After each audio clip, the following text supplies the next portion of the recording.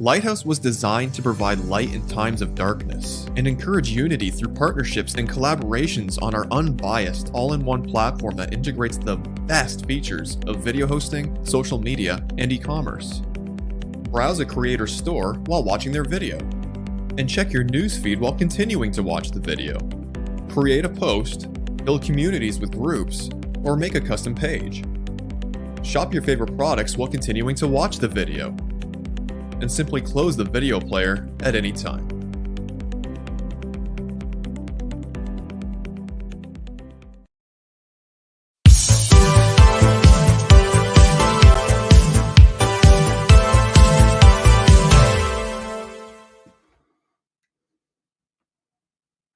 Welcome, fellow brave believers. This is Kingdom Cast, and I'm Sean, your host. Thanks for joining me. This is the podcast where we search for knowledge, wisdom, and understanding of His Word and this world so that we better relate His Word to this world. That's our hope. That's our prayer. And thanks for joining me. There's a lot of people here in the chat already. Today, we're going to be continuing our Investigating Babylon series. This is part 12. We're going to be looking solely and specifically at N.A.S.A, origins, foundations, thoughts, beliefs, philosophies. And I think it's going to be a fun show. Appreciate all of you guys already here. There's quite a few in the chat. West Plays Music is here, and Mackenzie, Be Good, Deep Holes, Kelly J, Donna Porter, Incarnate Unlimited, it's back. Welcome, everybody. Windfeather, Lynn Crevier, I think I said that right. L. Wilkins 25 is here. Hello, hello. Drummunism, GR Cleve. Always some fun names up in here. So, guys, thanks for your patience. As far as me, it's been a minute. We got a lot going on, and we had a family tragedy as well, so that kind of delayed us for a few weeks. And my wife has asked if I have water. I do have water. Thank you, sweetie. Thank you. And but maybe midway through, come give me a refill. But I do have water for sure. It's so funny. As soon as I start the broadcast, you get cotton mouth. It's crazy, and suddenly it's just like it's like you can't get enough moisture. But it's been a few weeks since I've been able to get to the Kingdom Cast, specifically this series, and continue on. But we definitely, as I've said before, we have 22 episodes in this series, and we're going to be we're deconstructing Babylon in just about every way I can think of, scripturally, historically, observationally, and philosophically. And so we're just tying this all together, trying to give you a well-rounded scope of who the bad guys are according to Scripture and how they try to hide themselves in society, even today. So this is why the mechanisms, the machinations, the philosophies, everything that Babylon started doing so long ago, they're still doing today. And it's everywhere. It's truly everywhere, guys. So this is kind of a unique series that I've spent years compiling this type of information in this type of coherency, if you will, showing you from Scripture how it's already all in the Scriptures. But how can I present it to you in a way that makes sense and relevant to your life today so that you can be aware and avoid deception? That's the biggest thing, is we want to avoid deception. We want to know the Father's truth. He gave us all the truth. He gave it plainly to us through His prophets.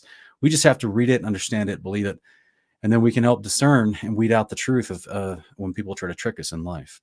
So here we are doing this series. And as you saw, guys, in the intro there, we've made an announcement earlier about because of the family tragedy that we had, we got delayed in my schedule got delayed greatly in how I've been trying to accomplish progress on the contextual study guide project. So I just want to thank all of our patrons who are already on Patreon that are looking for the early release of that. The early release got postponed because of what happened, and so I'm working every day to get caught up on everything, and that's one of the things I'm trying to get caught up on, so I can release that as soon as possible and get Julie's Enoch, Genesis, and Romans, be able to release those and have those ready for everybody to view. Now, in case you've never heard of that before, the whole concept of that thing is I'm creating a study guide so that as you go through Scripture, you can see all the thematic layered themes of context that's constantly in the Scriptures, and I color code them make it easy for you, try to help you understand. Oh, he's talking about the covenants here. Oh, he's talking about the New Jerusalem here. He's talking about the Torah here. He's talking about the return of the king, right? The return of Yeshua at this point. This is an allusion to judgment, right? Which would be a part of the priesthood of Yeshua. Or this is a reference to Sheol or Hades, which is a part of understanding what happens when we die and what the resurrection is about. So I color code all these major themes of context the Bible just talks about over and over and over all throughout the different books. Just try to make it easy for you. Try to give you a hint, a help as you go through the scriptures to understand coherently, be able to show friends and family. So that's what that project's about. For everyone that's on our Patreon at the $20 family level or higher, you get early access as soon as I'm releasing those books throughout the next year before I take it to the publisher to get a hard copy made for everyone to purchase.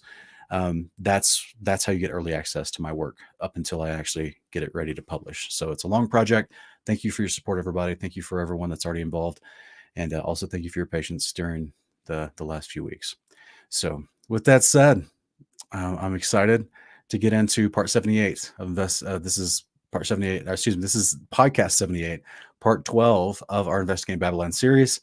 And I laugh at myself even just saying that because I'm like, man, I sound like a pastor with all this, series is with multiple parts to it. You know what I mean?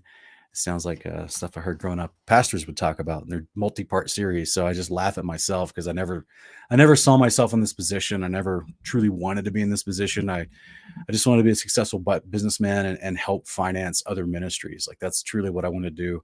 When I was younger, and just never saw myself like actively talking about the Bible in this capacity all the time and teaching people. So this is an unexpected blessing in my life. And I hope you guys are getting a lot out of it.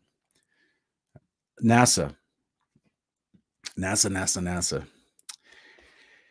You guys, I know we've heard a lot of stuff, and Father willing, I'll be able to show you some stuff you haven't heard. But a lot of people that follow my channel, I've seen other people and other channels related to mine that also preface this type of information. And there's so much. I mean, even if we didn't have personal things that came up and delayed, how many videos I could do and what type of videos I could do, this particular episode was just taking me forever to compile all the information I wanted to look at and present. And I ended up thinking, all right, I'm not even going to be able to do this in just one episode. I'm going to have to try to, taper it out through multiple episodes. But then I was like, no, I don't know if people will be able to follow that because I got so much else I want to cover in the remaining 7 or 8 episodes that I need to do. 9 episodes, that I need to do for the series leading into Revelation and the prophecy of eschatology, the return of Yeshua and the beast and Apollyon and all this other stuff. And this was a huge topic, guys, because we've got so much modern history that we can show and present that this NASA is the propaganda arm of Babylon, of the Mystery Babylon that is setting up deception for the entire world. NASA was the tip of the spear. There's other people that have followed suit in the last 40, 50 years that have adopted their trickery and adopted their ways. But NASA was the first. NASA is the tip of the spear. They are truly an organization that is full of deceit, absolutely full of it. So let's try to jump into some of the ideas here. What exactly is NASA doing? As you can see, just at the top of this image here, and I'm going to go over this with a little bit more depth as we go through the presentation. But you see at the top left here, I've got an Egyptian temple to Osiris. And this is also, you have that patterned after the NASA vehicle assembly building, right? Which is where they quote unquote build the rockets. But they,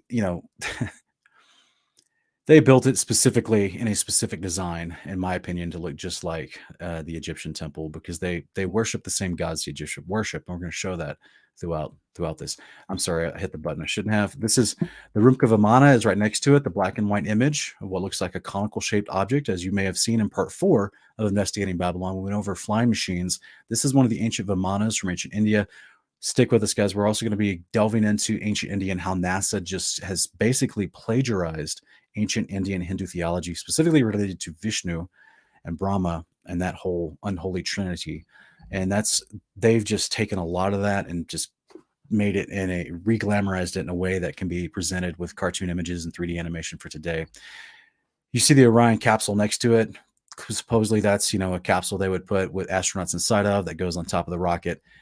It's never gone above the firmament, guys. This thing's never left our atmosphere. This is, this is all deception, painting a picture. Of course, they employ people to build these objects, so it gives validity to it. But these objects never actually go to where they say they're going. But it's literally the same design, literally the same thing, because they worship the same God.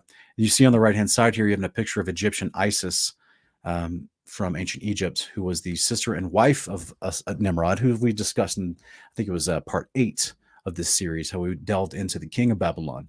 And we showed all throughout history, this is Helios, this is Osiris, this is Apollo, also called Apollyon in the Latin transliteration.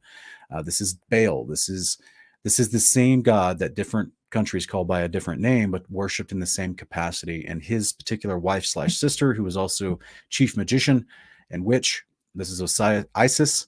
And this is a depiction of her with the homage to the Baal, the horns on her head with the sun on her head. It's a mixture of Baal and Ra, the sun god, with Baal. Baal obviously being Osiris, the second-hand man to Ra, if you will.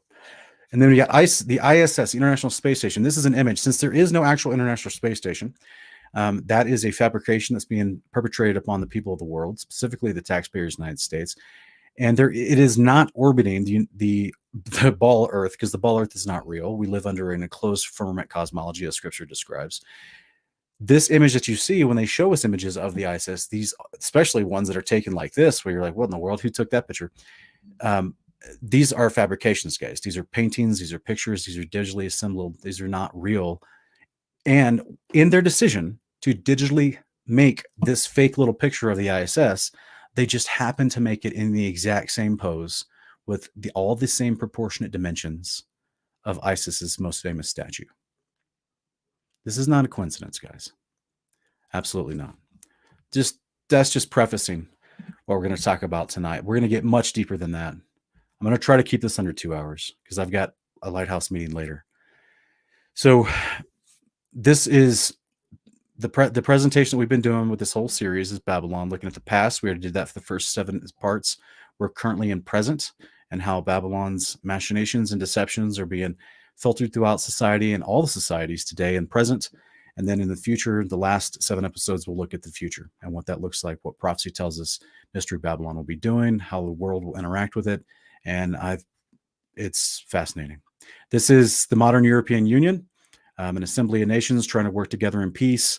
Sounds wonderful, right? But they just so happen to make their actual headquarters look like the ancient Tower of Babel. That's not a coincidence either. So let's look at NASA's beliefs themselves. Because like I said before, they truly are what they teach, what they propose, what gets adopted and put into the school textbooks, what gets utilized as far as what they've taught and how that affects actual policy and taxpayers and what funds are allocated in Congress to go towards certain projects. Many of them that are absolutely fictitious. Some of them that are practical, like we're going to build a rocket, we're going to build a guidance system, we're going to build this, some sort of new radar system. NASA has had its hands in lots of different innovations with private contractors and with its interior engineers. And then those innovations will go out to other things. That's understood.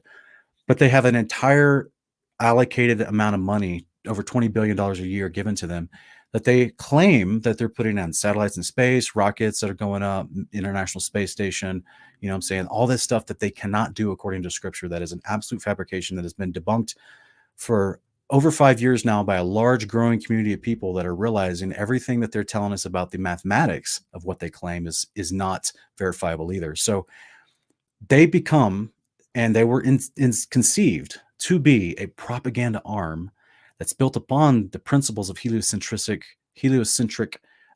cosmology, as well as evolutionary cosmology.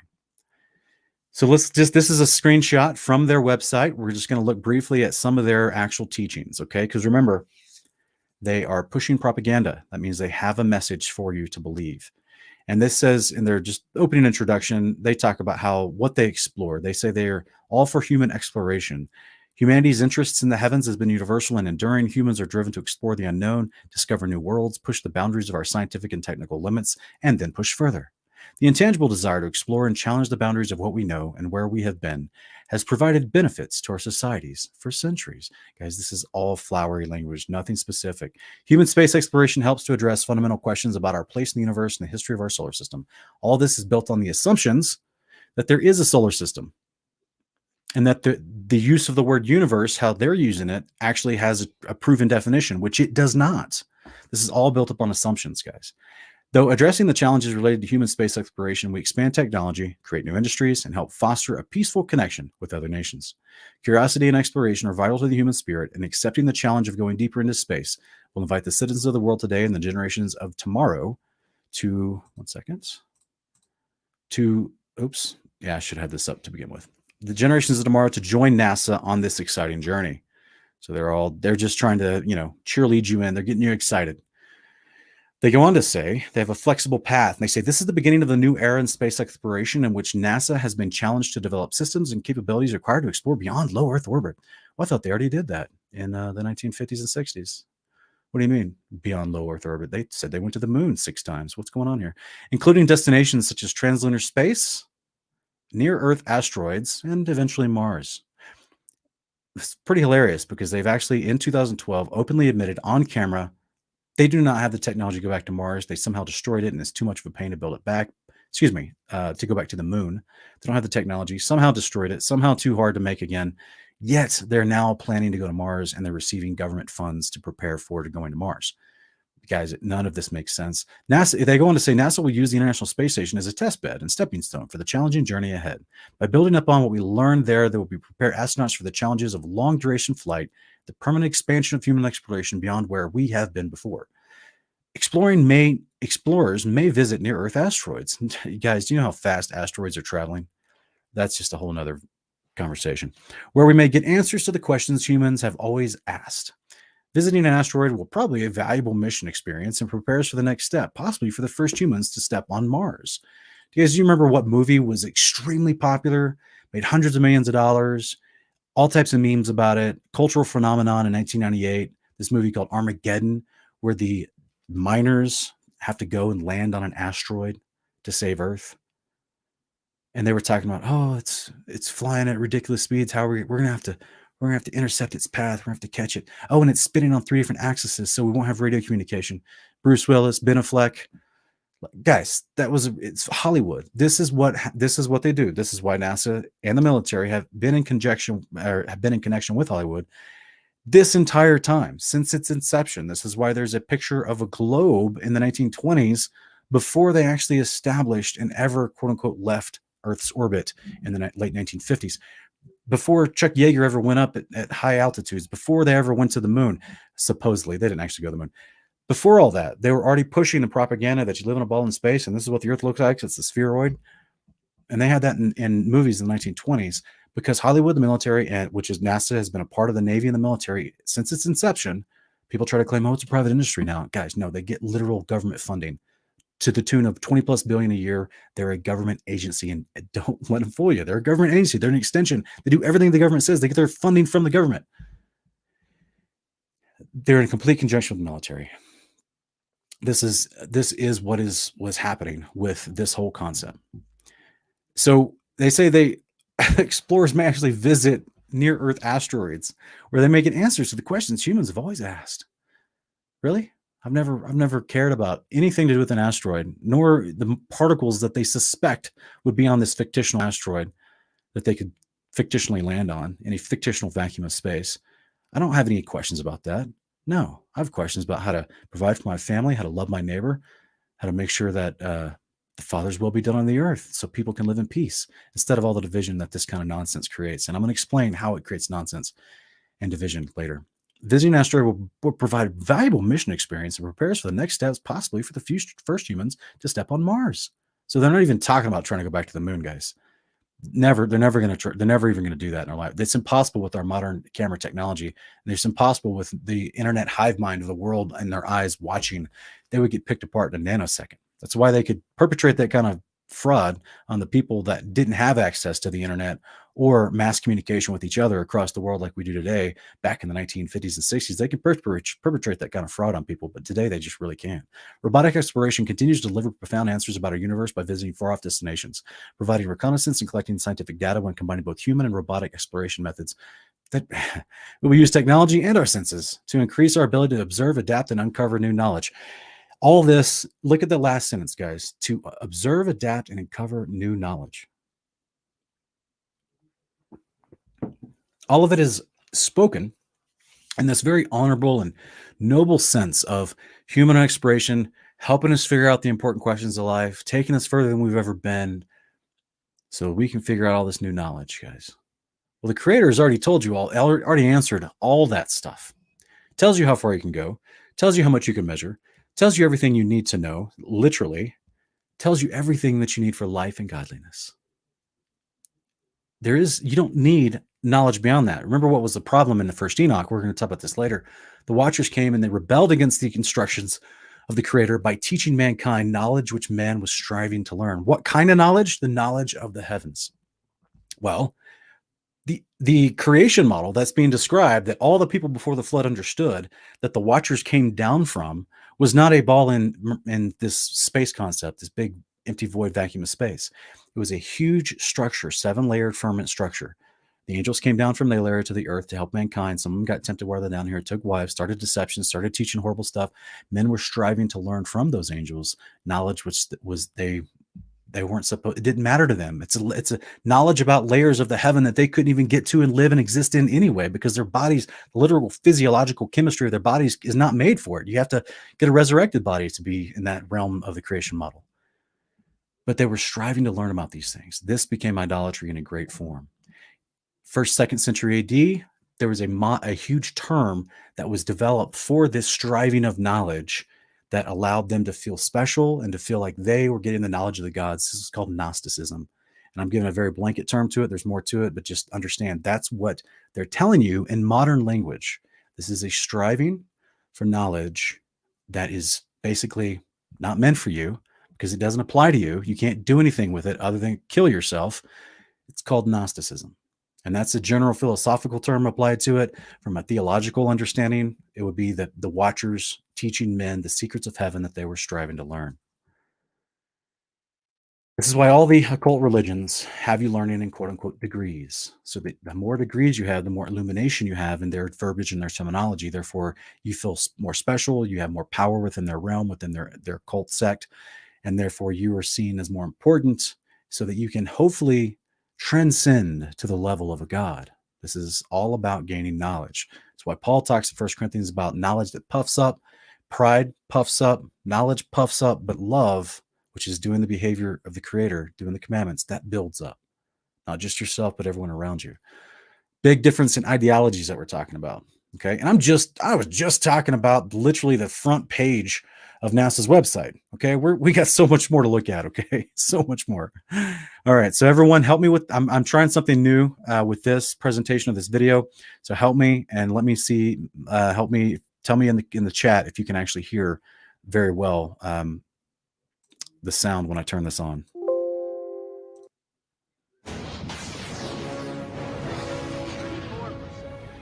It took modern astrophysics to determine the origin of the chemical elements. We observe stars. We know what goes on in their center. They explode. Can everyone hear that? It's good? Okay, he said it's good. Laying bare their contents.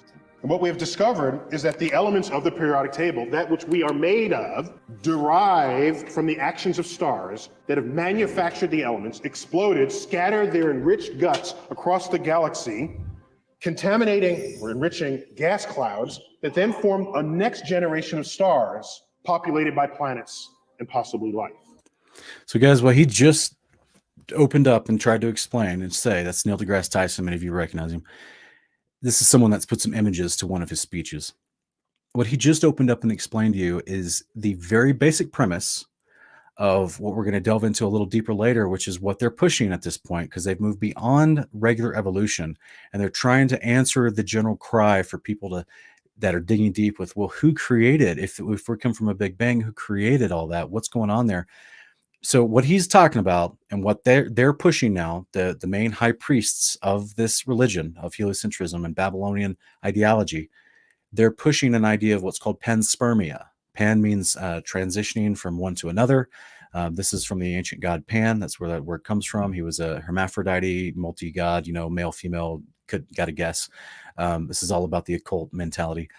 And spermia means taking seed from, and impregnating, right? So panspermia is this idea that they talk about it within cosmological settings to say that, oh, the stars exploded, shoot out, raw materials into this vastness, this black space with no light. And that's then what starts forming because of gravity into these solar systems, these clusters and nebulas, and these entire, individual communities, if you will, of stars and planets that have all these chemicals within them that create life. Okay. So this is what he's talking about. This is the specifics of panspermia. It gets a little more specific. That's what he just described is the very, very basic underpinnings of how they explain the Big Bang cosmology, but it is the foundation that leads to the teaching of panspermia for all those that are trying to be, specific out there.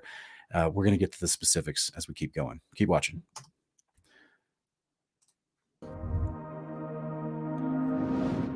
Are we alone in the universe? No one knows for sure, but our view of the universe has changed drastically in the past century. Current estimates suggest that there may be as many as 2 trillion galaxies in the observable universe. Yeah, and Mackenzie, you're right. It's stardust. It's creates something out of nothing. It isn't possible. We're going to talk about the Big Bang and show you how that is a part of their religion, which is why there's no surprise. It was literally created by a sun-worshipping Catholic priest. So this is why it's a part of their religion. We're going to talk about the Big Bang here in about 2 seconds. Universe. The Milky Way alone contains 400 billion stars and at least that many planets. Because I want you to remember what you just saw, what they just explained, okay? They're trying to give you this impressive idea with all this 3D animation. They're trying to impress you with all this idea of its vastness, its grandness, how large it is. And then they explain that, and it's all within this little Milky Way, or at least, the majority of it's within this Milky Way. They explain that the universe, the grandness of the overall galactic universe is much bigger than that. But this, our local neighborhood and everything, we're in what's called the Milky Way. There's a reason they're using these terms, and I'm going to show you here. So just, I'm setting up a lot of stuff. Just keep watching. Based on the latest data, there are at least 10 times more galaxies than previously thought, with about 100 million stars in an average galaxy. No, there's This not. means there could be as many as 200 quintillion stars in the observable universe. No, there's This not. has quite profound implications for life as we know it. No, it For doesn't. life to exist, the first requirement is a universe with suitable molecular building blocks. No, it doesn't. All right, that's enough for now. It's just like I'm saying, guys, this is the propaganda of heliocentrism leading into this idea of evolution. So they say all the basic materials for life exploded from the stars, and through a process of celestial evolution, it all came together within, planets. I mean, we've heard the stories for our whole life growing up, okay? And then that becomes the foundational building blocks, which is why they have the DNA symbols floating through these space ideas on the screen, is because they're trying to show you the connection that's where you originated, instead of what the scriptures tell us is that we were created inside of a structure that is enclosed, that the Creator created us from the materials of the earth and breathed his spirit, his life force into us and gave us a living soul. And so this is what this wants you to believe, is that you are literally stardust. There's a famous Lawrence Krauss speech where he talks about, he's mocking Jesus, and he's like, you don't need to thank Jesus for your life. You need to thank the stars because they exploded and gave you life. I mean, yeah, many of us have heard that before. So this is the general premise, what they're teaching, this idea of celestial evolution leading into a heliocentric model where they teach that all these planets and stars revolve around a central star, which is what gives them life. In our quote unquote little galactic solar system community, they say we revolve around the star that we call the sun. The scripture does not call the sun a star, but it calls it a light and a luminary in the firmament to give light down upon the earth and nowhere else. It's very contradictory. Everything you're seeing is a different cosmology than Genesis 1. And I stress that because unfortunately there are Christians that even still watch my show that believe that we still live in this different cosmological view that you've been witnessing. They believe somehow Genesis 1 defines and describes that, and it completely doesn't. Unfortunately, that's what's called cognitive dissonance. You're really struggling with two different opposing beliefs. You don't know what to do. So usually you get flooded and you just kind of, your brain goes on tilt and you don't know how to act. And unfortunately, sometimes it causes people to act unbecoming. Everything that you've been seeing, that they've been teaching you, this is their version of Genesis 1. This is their own religion. This is their first step. Just like Genesis 1 explains what the Creator made and where you came from and how it was made. That's what they just try to do. So this is their antithesis to Genesis 1, is everything that they were teaching you and forcing upon you in movies, TVs, and textbooks since you were a child. All right, guys. So that's it's really sad, unfortunate reality of that. And let me go here real quick.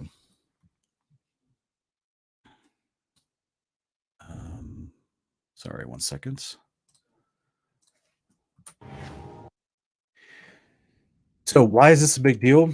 Because all throughout the scriptures, we have the Father telling us that the Watchers taught men how to worship the stars, taught them problems, taught them how to do idolatry. And that idolatry included worship of the sun, moon, and stars. And this is, for example, Deuteronomy 4:19. The Father's warning Israel after he already gave them his instructions on how to rightly live in this life and covenant with him. He says, this is what you don't want to do. He says, when you look to the heavens and you see the sun and moon and stars, all the hosts of the heaven, so all the things put in the firmament on day one, he says, do not be enticed to bow down and worship what the Lord your God has appointed to all the nations under heaven. Right? So these are things that have been given to mankind for lights upon the earth, for signs and for seasons, for feasts, to help you understand how to live a life in a beautiful cycle that creates peace in your life. But men perverted that because of the teachings of the Watchers, and they started actually worshiping them instead of the Creator who made them. This is all throughout Scripture. It's still happening today.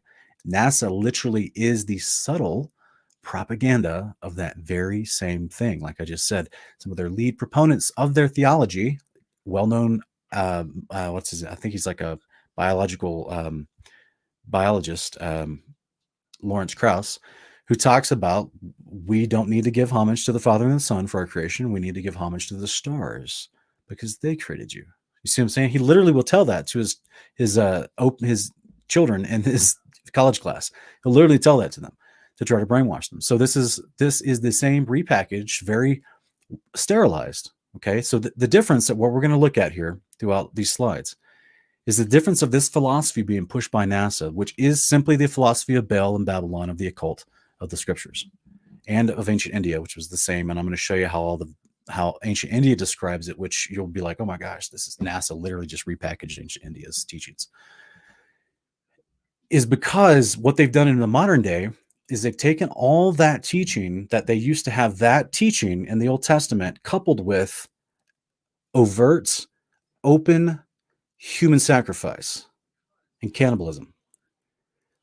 They've taken the human sacrifice and cannibalism and they've put that underground and made that seem like they don't happen anymore, and just took the teachings and made those front and center, but it's still powered upon the practices that they're doing in secret behind the scenes. So this is why it's the same religion. They just realized, all right, we need to take some of our practices and they're going to hide some of their practices, but the teachings that leads people away from the Creator, they know that they can fool people on those easier, but some of the practices that a lot of people really struggle to stomach unless they have trauma-based indoctrination, the average person can't stomach some of the practices. That's why they had to have them done through fear, intimidation, and trauma. So since we're in a different society now that doesn't allow that to happen as much, it's coming in the future, but as it is today, the mass majority of people really can't stomach that because you're not intended to stomach it. It's horrific. It's demonic. It's horrible. It's literally against how you were created. They've hidden that underground, but they've taken these teachings and they've made them fancy. They put cartoons to them. They reword them in a very sterile way underneath this celestial cosmology that you can never go and verify in order for you to be drawn away from the actual description of what the Creator made and worship of the Creator. And therefore now you think, oh no, we just came from a big bang. We just came from this idea of celestial evolution. And they take God right out of the equation, right? So a lot of us have heard this kind of stuff. let's keep looking at it. This is Ezekiel chapter 8. This was some of the apostasy in Israel before Nebuchadnezzar invaded. It says in Ezekiel 8:15-16, Son of man, he said to me, do you see this? Yet you will see even greater abominations than these. So he brought me to the inner court of the house of the Lord, and there at the entrance to the temple of the Lord, between the portico and the altar, were about 25 men with their backs to the temple of the Lord and their faces toward the east. They were bowing to the east in worship of the sun. So in the actual temple, in the days of Ezekiel, before the Babylonians take over, there was such apostasy in the northern and southern kingdom of Judah, of Israel. Most of the northern kingdom have already been scattered by the Assyrians and made to null effect, and most of them, there was like hardly anybody there. And in the days of Hezekiah and Zedekiah, a lot of the people from the north migrated and assimilated into the southern kingdom with the Levites, the tribe of Judah, and the tribe of Simeon and Benjamin. So whoever was left from the northern kingdom came and assimilated. But then the northern kingdom fell into apostasy as well, even the priesthood, and they started worshiping Baal, which is worshiping the sun. So this is what the angel is showing Ezekiel in this vision, showing the great apostasy that was taking place and why the Father was going to judge them, because they had abandoned the covenant that they swore that they would uphold. So this was a big deal, okay? Jeremiah 19:13 says, the houses of Jerusalem and the houses of the kings of Judah will be defiled like that place, Tophet. That was a place of burning. All the houses on whose rooftops they burnt incense to all the hosts of heaven, that's worshiping the sun, moon, and stars, and poured out drink offerings to strange gods, whom they associated with the sun, moon, and stars. Okay, that was how they readily did it. And here's just a unique image of a guy worshiping Baal on the top of his roof, okay, burning incense to him. Things that do not actually have life in them. They're just wood, stone, and gold sometimes, but they don't actually have life in them, but they were treating them like they were real and worshiping them. It's crazy. So then we continue to go here in Jubilees chapter 8. This is where we want to get a little deeper into, all right, so why are they worshiping the sun, moon, and stars? Where do they even get this idea? All the way, it goes back to the Watchers. Like I said, we're going to cover that verse here in just a second. After the flood, though, this practice was picked back up by the descendants of Noah a couple hundred years after the flood. And Jubilees 8 gives us a little bit of insight into that. And he says, in the 29th Jubilee, in the first week in the beginning thereof, Arphaxad took to himself a wife, and her name was Razueja, the daughter of Susan, the daughter of Elam. And she bore him a son in the third year in this week. That's week of years, guys, not 7 days, but 7 years that they called a week in Jubilees. And he called his name Canaan, or Canaan, as transliterated in the Masoretic text, which has actually been left out of a lot of modern KJV Bibles. This name is found in the Septuagint in Genesis chapter 10, in the lineage herein of Arphaxad. And the son grew, and his father taught him writing, and he went to seek for himself a place where he might seize for himself a city. He found a writing which former generations had carved on the rock. What former generations, guys? This is right after the flood. This is right after the flood. And he said, and he read what was thereon and transcribed it and sent owing to it, for it contained the teachings of the Watchers. Now it just directly tells you what he found. He found the teachings of the Watchers, former generations before the flood, in accordance which they used to observe the omens of the sun, the moon, and the stars, and all the signs in the heaven. This was part of their idolatrous worship. He wrote it down and said nothing regarding it, for he was afraid to speak to Noah about it, lest he should be angry with him on account of it. And guys, the reason why he wrote it down was because he was taught writings, because he's in the lineage of Shem, which was a priestly lineage. This is why most of them didn't learn how to write, but the priests definitely did, because they had to transcribe the instructions of Yahweh and pass them on to people. So this was always a part of the priesthood. Whenever you see anyone talking about in the Old Testament or in Jubilees about how he was taught writings, kind of like in Jubilees, I think it's Jubilees 20:22, I believe, where Abraham has Jacob teaches him writings, because he knows that Esau is not fit for the priesthood, but Jacob was, because they need to write down. Part of being a priest was transcribing, was copying the words of the Lord to pass them on to new generations. That was a part of it. So you need to learn how to read and write. It was not passed on orally like so many people like to invent.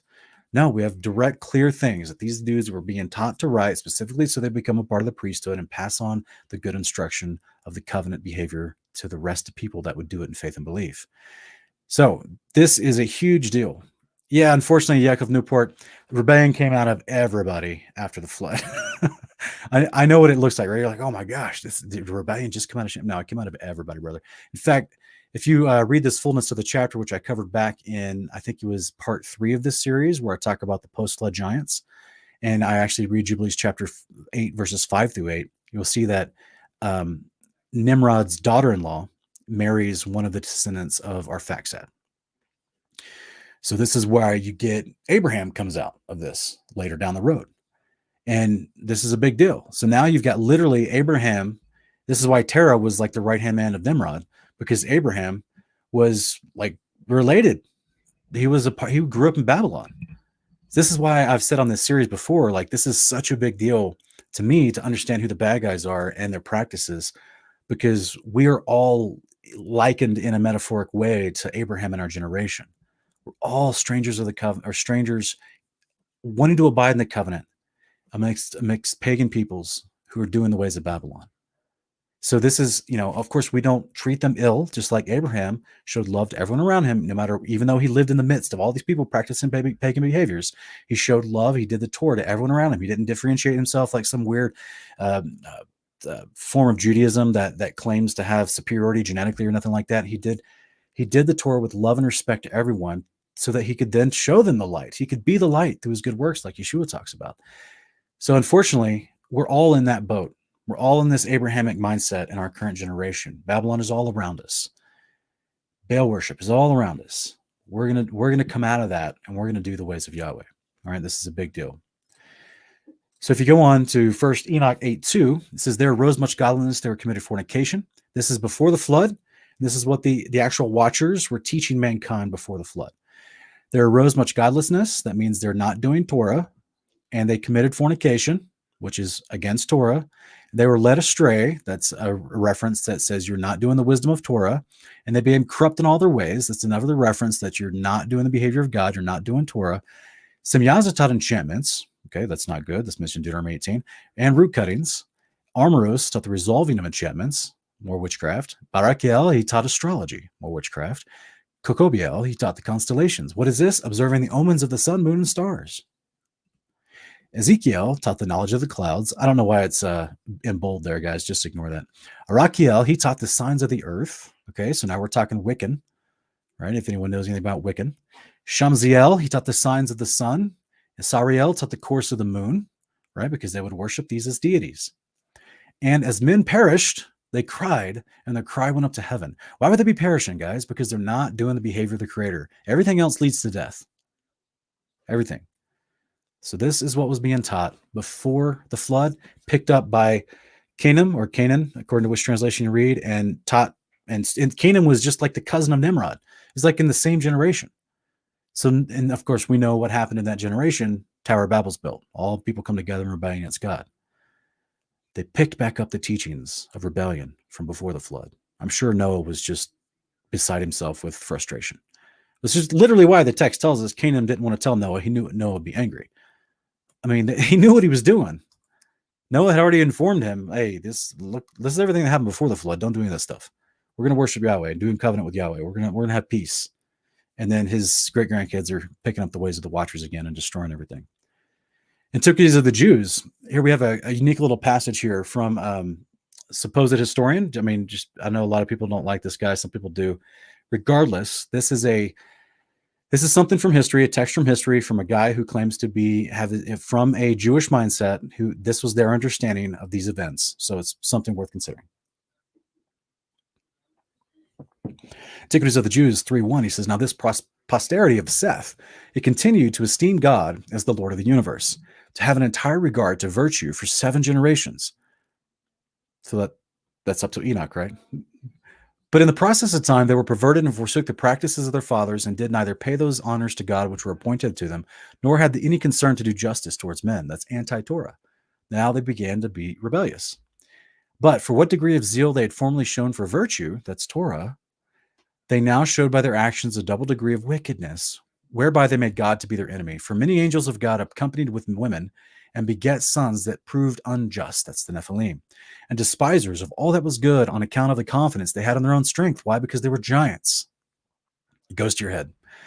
Big body, get a big head. For the tradition is that these men did what resembled the acts of those whom the Grecians call giants.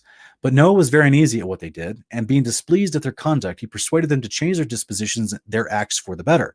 But seeing they did not yield to him, meaning he preached righteousness to them, like Peter talks about, but they didn't receive it. He says they were slaves to their wicked pleasures. He was afraid they would kill him, together with his wife and children and those they had married. So he departed from out of that land. This is a huge deal, guys. So let's look just real quick. We're going to listen just a little more of this jokester as we talk about some of these ideas that is pushed by NASA, okay, and where these ideas come from. Here's what we know. This is the entire universe in one slide. Quantum fluctuations, birth, an entire explosion, rapid expansion, we call it inflation. There is the baby picture of the universe. That's sort of the imprint of what happened in the very earliest moments. Guys, look at what's on screen here. This is incredible. And we have a special guest that's going to be calling in pretty soon, maybe possibly two of them, actually. Depends on if their internet can work for them. So I'm going to be bringing them on here in about 5 minutes. But this is but real quick, we're going to review some of this stuff. If you can see on screen, right, guys, this is Neil deGrasse Tyson explaining the Big Bang. Look at this is all the models, guys. All the models of Big Bang, they show it just like this. And we're going to, they go into greater depth to show inside this little bell-shaped structure of the Big Bang and how they just, like, guys, they show you the Big Bang and tell you it looks like a bell. There's a reason for that. And if you see this point of lights, which is showing quantum fluctuations, which is just a hilarious invented concept. But if I go further in the video, it'll show you further. This is another depiction of the Big Bang. It's another bell-shaped item. There's a reason for that, guys. And there's a reason that they got a fake black hole at the beginning of the Big Bang. It makes it look like an eye. They go on in this video to talk in greater depth about the multiverse. Theories in physics. Nevertheless, it is a subject of much ongoing research and speculation. The Big Bang, by the way, could fit into a larger story. For example, the multiverse. Big Bang is probably not the whole story. It's probably a piece of a bigger story. So maybe there are multiple Big Bangs. This would give us the multiverse. We don't have data for this, but we have good theoretical, philosophical reasons to think that a multiverse exists. I hope everyone heard that. They don't have data for this. All conjecture, all assumption. This is theories, guys. Pure theories. They're getting government grants and funding to propagate theories. He just admits they don't have data for this multiverse idea, but the Big Bang could be a small part in a greater story. It's all nonsense, guys. They don't have data for this, not at all. Each of these bubbles is a universe coming in and out of existence, and we're just one of them. Okay, you remember what I said earlier about the Milky Way and the terminology and how the grandness, they talk about the cosmic universe. And now he's showing you the visualizations of this supposed theory of the multiverse, that our existence and reality and galactic universe is just in one little bubble amongst many. There's a reason for this deception they're setting up, because and I'll explain at the end about the interdimensionality of unclean spirits versus actually being from a distant galaxy or something like that. So there's a reason why they're trying to set this up. And who knows how many universes there would be. These are fluctuations, quantum fluctuations in the universe. And real quick, guys, you know how they talk, the whole story about the Big Bang is that it explodes, there's rapid expansion, and then there's contraction. This is what they claim. If you go deep into the theory of Big Bang, it's not just that particles and matter and everything, space and time, came out of nothing, but that all is going to contract again in the future, come back to a point of density, and then explode again. So there is chaos, order coming back, chaos, order coming back. There's destruction, there's life, there's destruction, there's life, this cycle that goes over and over. They're straight plagiarizing this philosophy, this conjecture of Big Bang and multiverse from ancient India, and I'm going to go over that here in just a minute. That spawn entire other universes. So it's an intriguing direction. It may be that the dark matter is not matter at all. It's the gravity from ordinary matter from a nearby universe in the multiverse, whose gravitational influence we feel. Now I'm pausing because I want you to think about what he just said. He's saying maybe this gravity that we feel is not really from our universe, but from a interdimensional multiverse next to us, and we feel that effect even though it's unseen. Guys, this is fancy language for explaining stuff that they're going to set up in the future for being what the Bible would express to you as being affected by unclean spirits. This whole multiverse, this is why the propaganda of the Marvel and DC movies are pushing the idea of multiverse and how you can have the same superheroes in different times, different realities, different dimensions, and how they can interact with each other, and how one will affect the other. One multiverse, whatever happens in this universe will affect what happens in this universe. That's already going on anyway, between the Father and his realm above and how the angels come down to affect our reality, and how the unclean spirits try to destroy our reality through deception and wickedness. So, and we can't see either one of them unless they decide to reveal themselves. So what I just explained is scriptural, but what all these fancy graphics you're seeing and this cosmic language that they're making everything sound like, that's the modern version of what we're going to look at here in just a few minutes. After I introduce my guest, we're going to look at how that is straight plagiarized from ancient India. So right now I want to bring in one of my surprise guests to the stream. This is Austin. What's it get on our welcome, brother? How's it going, man? Good. Welcome, man. It's good to see you on here. We actually have another surprise guest that just joins us. This is Wes Blaze from Wes Blaze Music. What's up, guys? What's Wes Blaze. Shalom, shalom. What's happening? Hey, Howdy, what's Austin. going on, guys?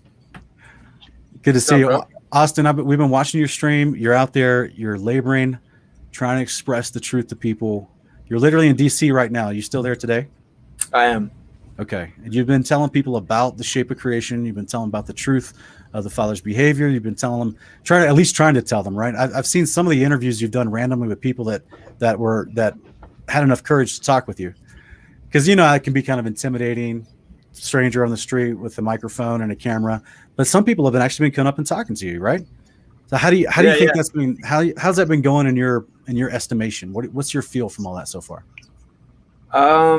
Honestly, it's hit or miss. Like a lot of people are effectively zombies at this point, bro. But a few people are kind of like thirsty for knowledge. It's refreshing in the sense that when you're on here, you run across a lot of zealotry for the other side, I would say. But in the real world, people are a little different. So it's hit or miss, but people are pretty receptive when they hear me out. So I think that people are kind of, thirsty for knowledge. It's been refreshing to me, even in the heart of the beast. Nice, man. I'm excited to see that what little reception you have received. And I haven't seen all of the stuff you've done, but I've seen enough to know that you are having an impact, right? People are there. Even some of the people that are just walking by and they start slowly walking by because they are listening. You are having an impact. And because the thing that you're talking about, no one's ever talked to them about in general. The average person, the stuff that we're talking about tonight, the things I'm presenting, the average person has never heard this stuff. So at first it seems crazy, but because it connects so quickly with some of the internal questions they've always had, and NASA's propaganda doesn't truly answer for them, I think that's why you are being heard way beyond what you might realize. So I just want to encourage you. Thank you. Thank you for the encouragement. Yeah. And Wes Blaze, welcome tonight, brother. Thanks for being able to join me for this. I actually got a little bit of a late start, but I'm so glad that your internet's back on and you're able to join me. Hey, it's on, but how does my connection sound? I bet it's a little choppy, huh? No. It's not cool. Glad to hear it. Yeah, absolutely. Austin, I've been watching a lot of your stuff, brother. I've really been impressed by, just your knowledge, your intelligence, and your vocabulary, and your ability to convey the message. And it's been impressive, brother. I've enjoyed following along with what you're doing. Thank you, bro. Well, I need to shout both of you guys out too, because y'all are crushing, bro. My man's dropping the music, and y'all's content's super good. I sent one of your videos on your channel, Wes Blaze, to my dad actually, or not, who won't hear me out about it. This is one of those short interviews, so I think you guys are doing awesome. So you keep it up as well, for sure. Hey, thank you. All praise to the Father. Cool. No doubt. So I've never done this before in Kingdom Cast, but I thought I'd try it tonight because you two gentlemen are specifically suited for the type of information I'm presenting tonight. So even though I didn't get quite as far as I'd like into my presentation, I still wanted to bring you on so that the audience could get as much time with you both as possible. But would you guys mind allowing me to walk through some of the rest of my presentation until we finish, and then y'all can comment as you see fit on what I present? Absolutely. Yeah, I'm here to hang out. All right, guys. So all I've been trying to show is prepping the idea of where they're getting Big Bang, where they're getting heliocentrism, where they're getting multiverse theory, and literally some of the actual visuals that they want to show from all this is what we're going to look at here in this little short video here in just a minute. They actually present the Big Bang in a unique shape of a bell. And this never clicked with me back in the day. And I promise it didn't even click with me probably for the last 2 years until about 2 years ago. And I started researching the Nazi Bell Project. And I started like, oh, this is interesting. Why would they do, well, that's weird. What's with the bell? That doesn't seem like an aerodynamic design, right? So why would they try to use that? This is the actual visuals that they say happens apparently the Big Bang only banged in one direction. So this is crazy to me. And this little, right after the point of bright white on the right-hand side, you see this little bluish green, looks like a little sea of static. They show visuals of that later, and they try to say, well, this is, all of the cosmic realms, all of the galaxies in one area and how they're all expanding out. But apparently it only expands in one direction. So this is pretty interesting as far as that doesn't seem to make, I mean, if anything ever exploded, not even within our atmosphere with gravity and electromagnetism, all the stuff that they will admit but can't prove, even if it exploded within what they say, we never see an explosion happen like this. Like apparently the Big Bang was a shape charge that the police use on doors to entry. It's like, this is craziness. So with that said, the Dark Ages. Sorry, let me go there. This actually comes from ancient Hindu theology. And this is something I've never presented to my audience before. But I found this quite some time ago, and it just blew me away. And I was like, I got to include this in my Investigating Babylon series, guys. Let's read just a little bit get a brief introduction. I'm not going to bore you too much with it, but here in the earliest mentions of cosmic cycles, remember what we already talked about, what they say about the Big Bang, exploding, contracting again, exploding, contracting again. That's the same description of what used to be explained through cosmic cycles in Sanskrit literature. And this is a huge deal to NASA. And I'm going to explain here in just a minute why Sanskrit specifically is a huge deal to NASA. So it's found way back in the day, 1st, 3rd century BCE, all the way back to the 4th. And in the Mahabharata, there are inconsistent names applied to the cycle of creation and destruction. A name theorized is still being formulated, where Yuga, which is generally an age of time, and Kalpa, which is the day of Brahma, are used, or a day of the Brahman or of Brahma, the creator god, or simply referred to as the process of creation and destruction, with Kalpa at the day of the Brahma becoming more prominent in later writings. He goes on to say that Vishnu is a part of this trinity of Shiva, Vishnu, and Brahma. Vishnu is known as the preserver within the Trinity, the Hindu trinity that includes Brahma and Shiva. In Vaishnavism tradition, Vishnu is the supreme god, being who creates and protects and transforms the universe.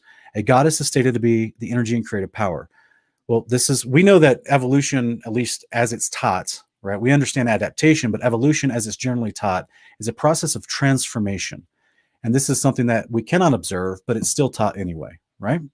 And there's different forms they talk about it. I've already mentioned celestial evolution, and then you've got biological evolution, all that kinds of stuff. Only thing that we do see is adaptation within each species, but we've never seen cross-species transformation. But yet, this is what is taught in modern day, and it's repackaged from teachings from the ancient god Vishnu. It's a goddess stated to be the energy and creative power of which, with her counterpart Lakshmi, the equal complementary part of Vishnu. He's the highest form of Ishvar is the qualities of Saguna. Please ignore some of these references if you don't understand. It's okay. That's not the point. They have certain form, but they're limitless, transcendent, and unchanging absolute Brahman. And that means this idea of having Dharma and within Brahma is that you have the truth. You have the absolute knowledge, the correct theology, the correct doctrine, the correct truth. And the primal Atman, which is the soul and the self of the universe. So what's this saying is that Vishnu was the all-encompassing soul of the universe and how it transforms and creates and has energy. So you guys hear in New Age wording and theology how they're always talking about, oh, well, just ask the universe and let the universe decide for you. Well, there's a reason where they get that language, even though the average American that's using it and smoking blunts to the point where they can't think straight, even though that's, that's where they get this New Age language. And when they get out of yoga class and they're talking about, oh yeah, just ask the universe and they'll tell you which job to choose. That kind of language comes from somewhere. And this is where it originally came from 4,000 years ago. There's many benevolent and fearsome depictions of Vishnu and benevolent aspects. He's depicted as an omniscient sleeping on the coils of the serpent Adashisha, who represents time. So what do they tell you that the universe consists of that you can't see, test, or demonstrate is space-time? That is the fabric of the universe. And it's floating in the primeval ocean of milk. This is the Milky Way, guys. This is literally the same theology. It's just brought to us in a new form to trick us. Whenever the world is threatened with evil, chaos, and destructive forces, Vishnu descends in the form of an avatar incarnation to restore the cosmic order and protect Dharma, which is their teaching, their theology and doctrine. It goes on to say, this is the last slide on this. And by the way, if you haven't noticed yet, on the right-hand side, this is an ancient depiction of Vishnu in a multiverse, as she creates all the dimensional realms that she exists in. This is where the multiverse idea even comes from. It goes on to say the Bhagavad Purana, which is slightly different from the Bhagavad Gita, it summarizes the Vishnu theology, wherein it frequently discusses the merging of the individual soul with the absolute Brahman, the absolute truth and reality, according to how they saw it. The return of Brahman into his own true nature. So basically, like they would say in Neil deGrasse Tyson language, right? That you're basically a meat bag, and that when you die, your particles go back into the universe. This is exactly what was taught 4,000 years ago. It says this concept of moksha is explained as ekattva. This is unique because that's the word for oneness, and also absorption as an intimate union, wherein one is completely lost in Brahman, which is you're taking back to your true nature yourself into what they call their truth. So this is where it's interesting because, guys, think about what we see in a lot of communities that preach a modern day Catholic version of the Trinity. And now Wes and I even see in Torah-based communities, there's an offshoot of oneness Trinitarian theology, where they teach that, well, the Father's not actually distinct from the Son, and there's no Holy Spirit like traditional Trinitarians teach, but they also teach the Father is actually the Son. They're just one together. They ignore the definition of the word oneness in John chapter 10, where Jesus even explains it in the following verses, talking about how they're one in unity and purpose and theology. They ignore all that context in those definitions, and they say, no, they're actually the same entity. They're together. Even though they apparently exist in two separate places at two separate times, they have oneness with each other. And then once we become, once they save us, when we get in the resurrection, we'll be one with them and inside of them somehow. And they can't explain it because they don't realize they're actually just repeating this mantra, this doctrine that's been repackaged and brought to them through Catholic and Protestant means, unfortunately, not taking the scriptures in context. So this is why the ancient Hindus taught a Trinity, and they taught a version called oneness, where you would be absorbed back into the essence of the truth and the supreme power of the universe. It's wild. Any thoughts, guys? Yep. I mean, that about sums it up as far as what we're seeing with the same kind of ideas, the same arguments presented to us when we talk about these concepts. We try to do it from scripture, but all too often it's these strange, emotional, romanticized, stories that they just cling to, that you don't know where they came from until you look at information like this. Yeah, that's a trip, bro. I've never read that. That's blowing my mind right now. This is some gravy. I can't believe that. See, now it kind of makes sense why they've pressed this doctrine so hard in modern Christianity, because it has this pagan undertone. Yeah, and it reinforces all the heliocentric teachings on the non-theological side, because it's literally used to be combined from this theology from ancient Babylon and ancient India. And Austin, I'm not sure if you've seen previous installments of this series, but I've spent quite a few installments expressing how ancient Greece, ancient Egypt, ancient Babylon, ancient Acadia, and ancient India all had the same theologies. They just had their own little specific words for these theologies. For Shiva be representative like Apollyon, so they're all very much similar in how they describe things. Brahma would be more like Ra to the ancient Egyptians. And so they all had the same destructive philosophies and pagan occult teachings and practices, where child human sacrifice, worshiping the stars in the sky, worshiping the demigods and Nephilim, that kind of stuff. And they all even had the same machines of war and transport, which with their flying machines. So I've kind of done a lot of series breakdown, all that stuff. And now I'm even trying to show this is where the word Catholic means universalism. To the average viewer who's not aware of that, this is where Catholicism even would bring in these ideas and push them into the early days of believers following Yeshua as Christians. And I know there's a lot of debate about that word. I'm really not trying to focus on that for now, but the point is, anyone that was trying to follow the way of Yeshua and actually do the commandments as were being taught in the 1st and 2nd century, they were immediately being infiltrated with Gnosticism from the Greeks and the philosophy therein, and then once that formalized, and I would like to say carterized as a Catholic teaching, they then brought in this idea of the Trinity. And you see that in some of the writings of the quote unquote early church fathers around the 250 BC, or excuse me, 250 AD and further, where suddenly their writings started to change. They started mentioning this Trinity idea all the time. And then before you know it, those guys became inducted as bishops and archbishops and people like in the Catholic structure and hierarchy of authority, because they're teaching this ecumenical universalism from way back, and they started immediately pushing that into the faith of the believers because they were controlling as much as they could. I mean, they were killing Christians left and right, and they were trying to strip them of their actual texts where they were learning about the prophets and the writings of the New Testament and Paul's letters.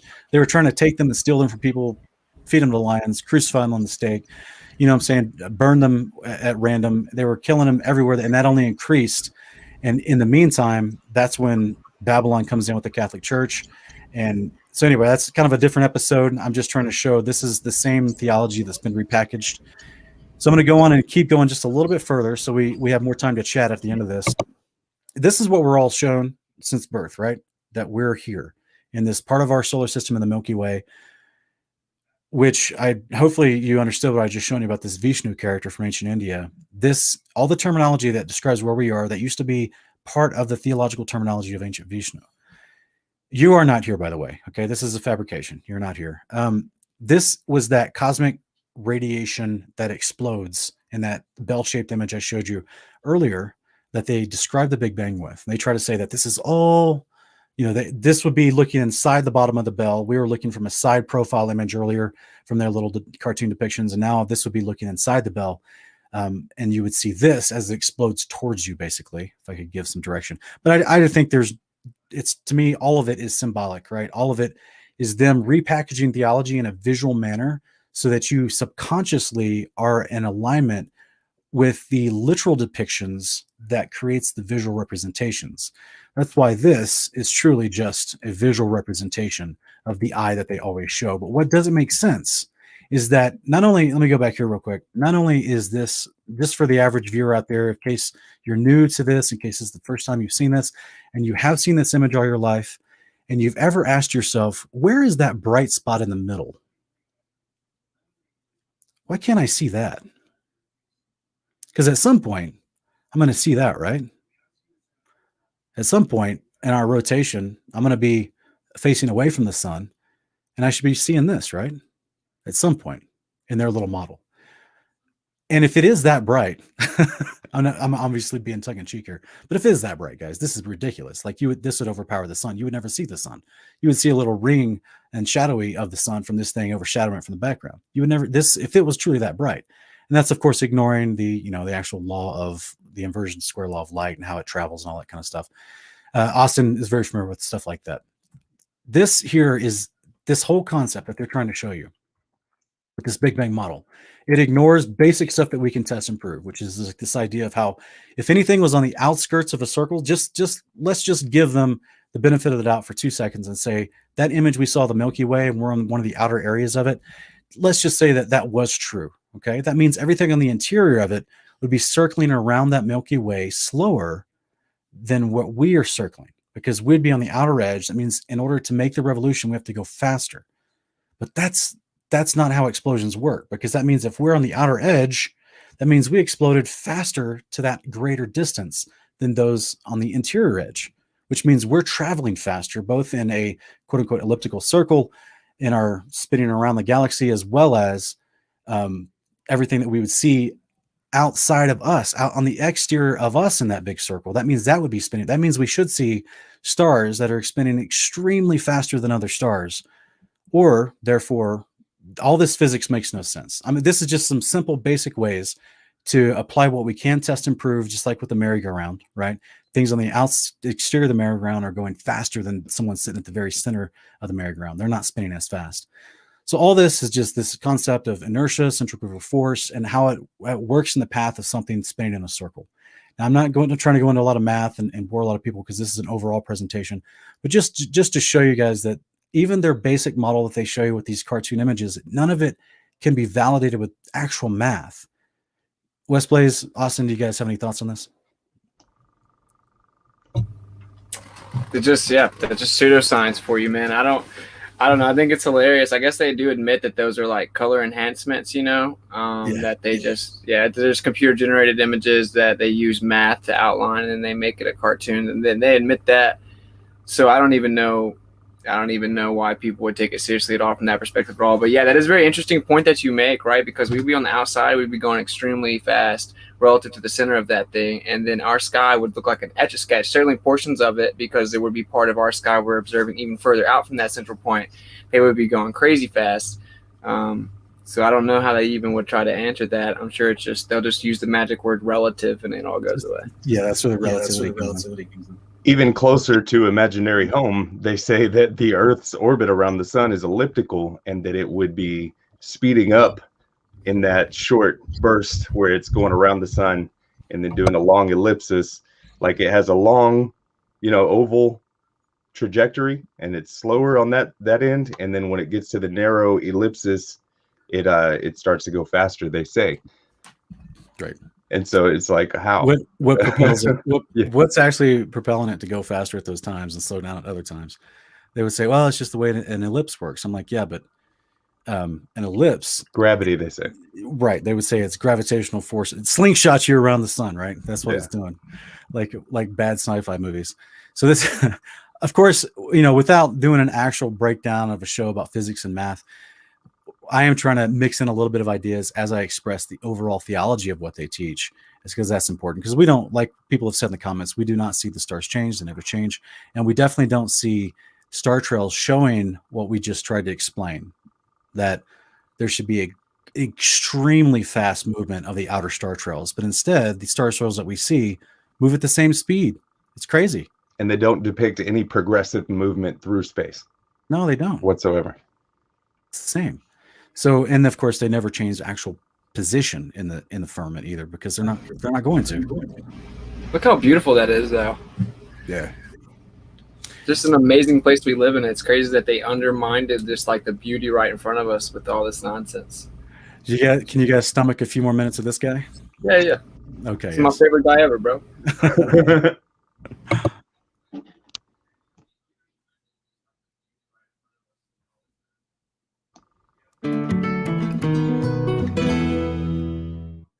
I think you must realize that some people are going to go to your show at the planetarium and they're going to say, aha, those scientists have discovered God, because God, dark matter, is what holds this universe together.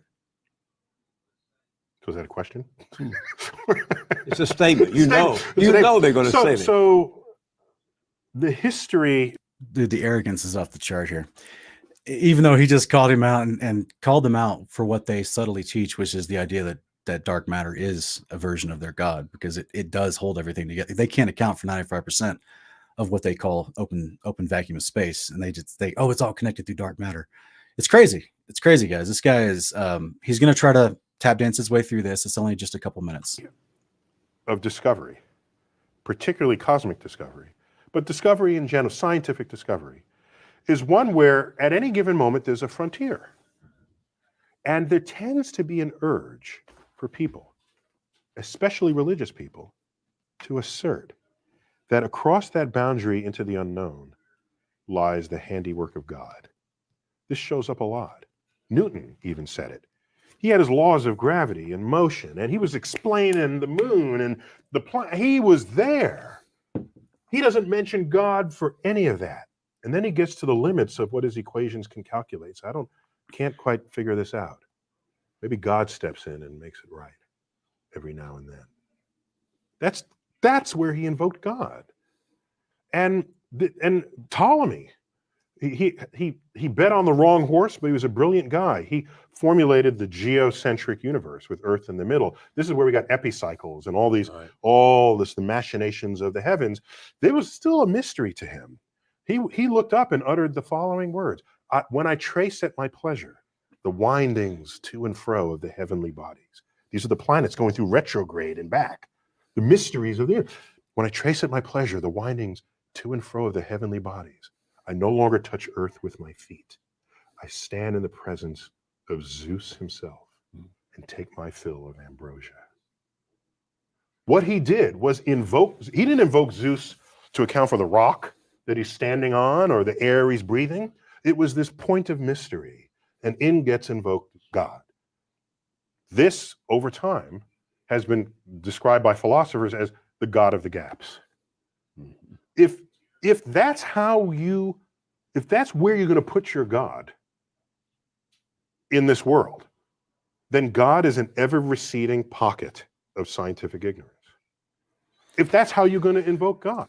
So guys, the reason I'm showing you this is because he is this whole thing, and that's why I showed you the clips before this as we introed into this presentation about the Big Bang, about cosmic evolution, about how, this gravity stars, different galaxies are formed according to their model, according to their fictional, unprovable, unobservable model.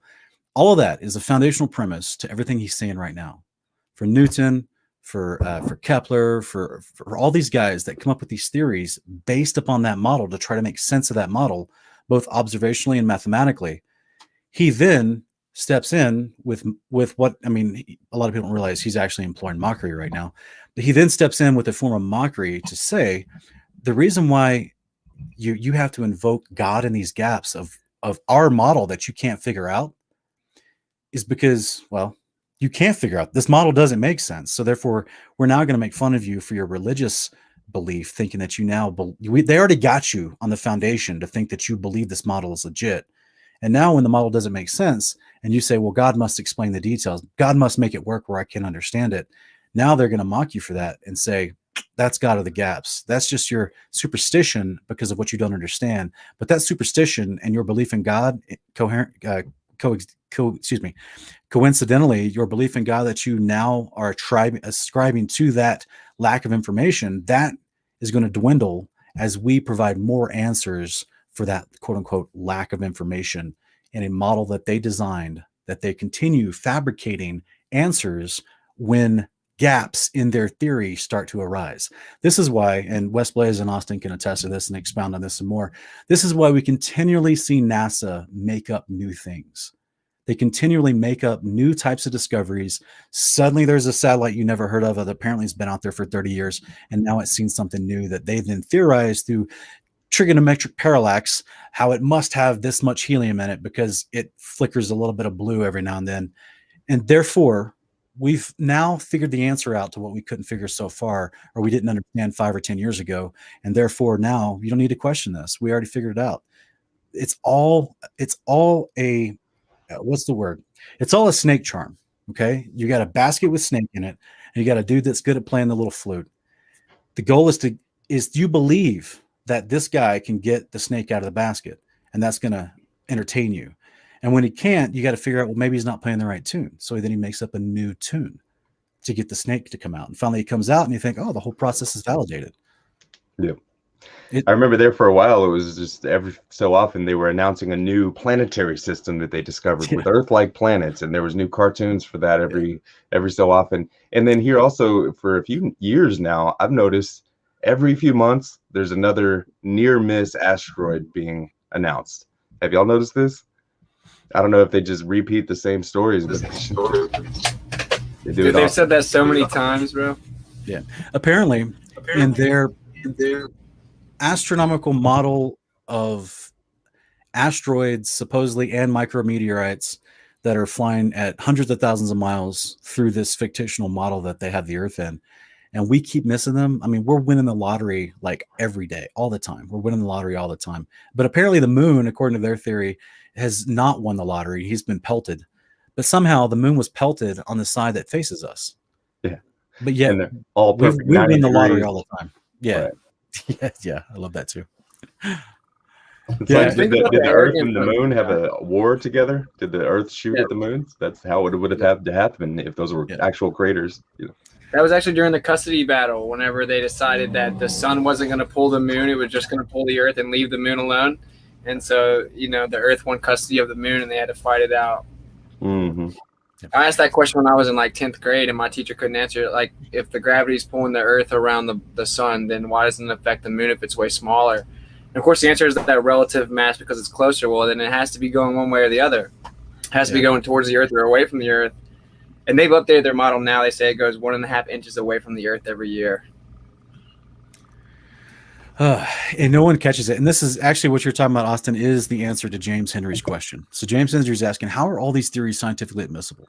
For the exact reason that Austin just explained. Whenever you do, and I actually saw this in college classes, people would actually ask a question, and the way that the collegiate system is set up and the systems of honors that they give and the placement within, you know, the teaching positions and their salaries are absolutely connected to this.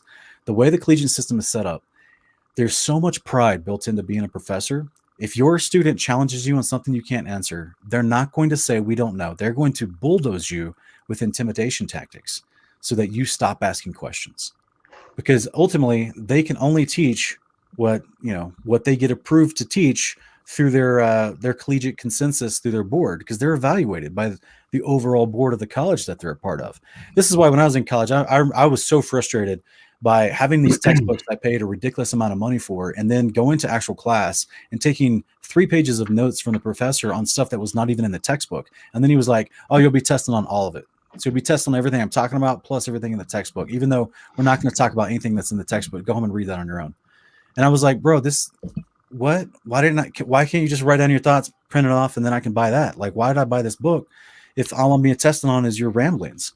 Right. And it's not coherent. It's literally preaching. And this is what a lot of people don't realize about collegiate professors. So this is why they can take a scientific, inadmissible concept that's just a theory. And this is the way academia and the peer review process happens, is if it goes through different levels of approval, then it makes it to a final peer review, or then suddenly, you know, they have to literally agree with what you're saying to some degree. You have to have some sort of plausibility within their framework and their understanding to get something quote unquote published or peer reviewed. All of it is an intimidation process that is funneled in a pressure cooker to make sure that the right doctrine is being taught.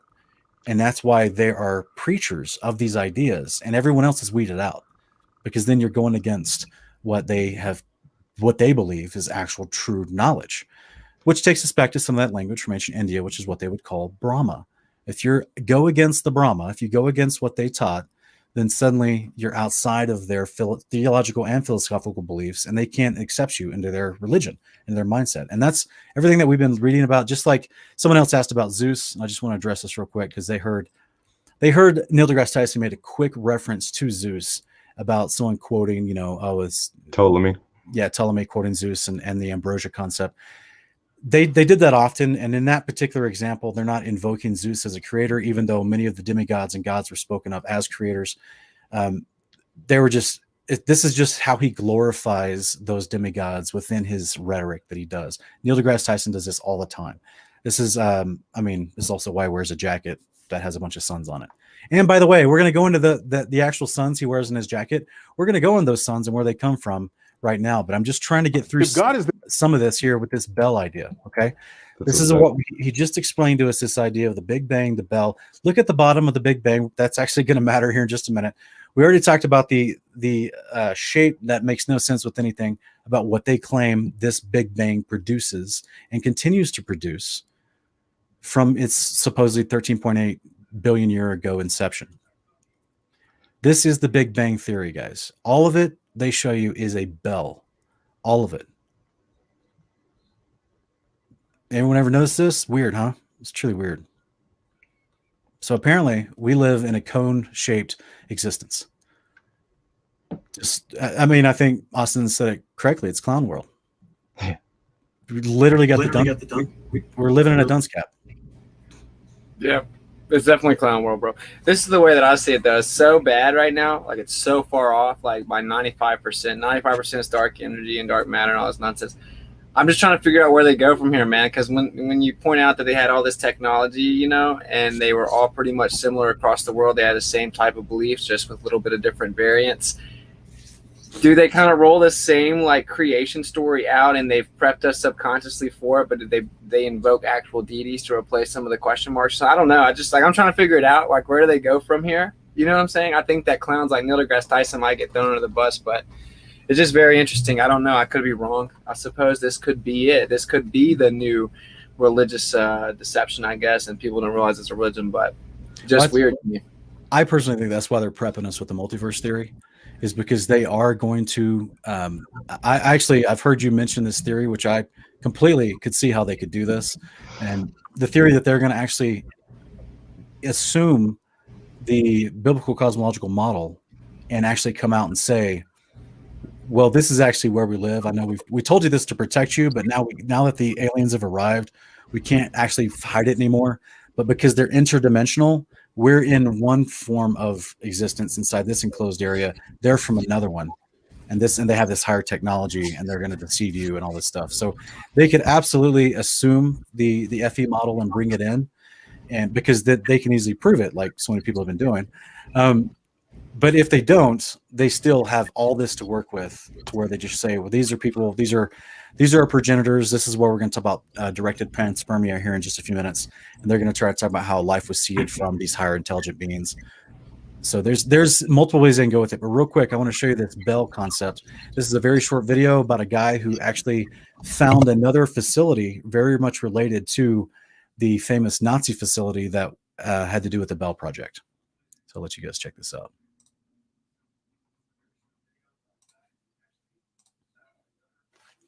In the remote Owl Valley, just outside the small village of Ludwikowice, Poland, stands a strange decagonal structure strongly associated with Nazi mysticism, known as Hitler's Henge or Mucholapka. Mucholapka actually means the fly trap in Polish. Mucho means fly, lapka means trap.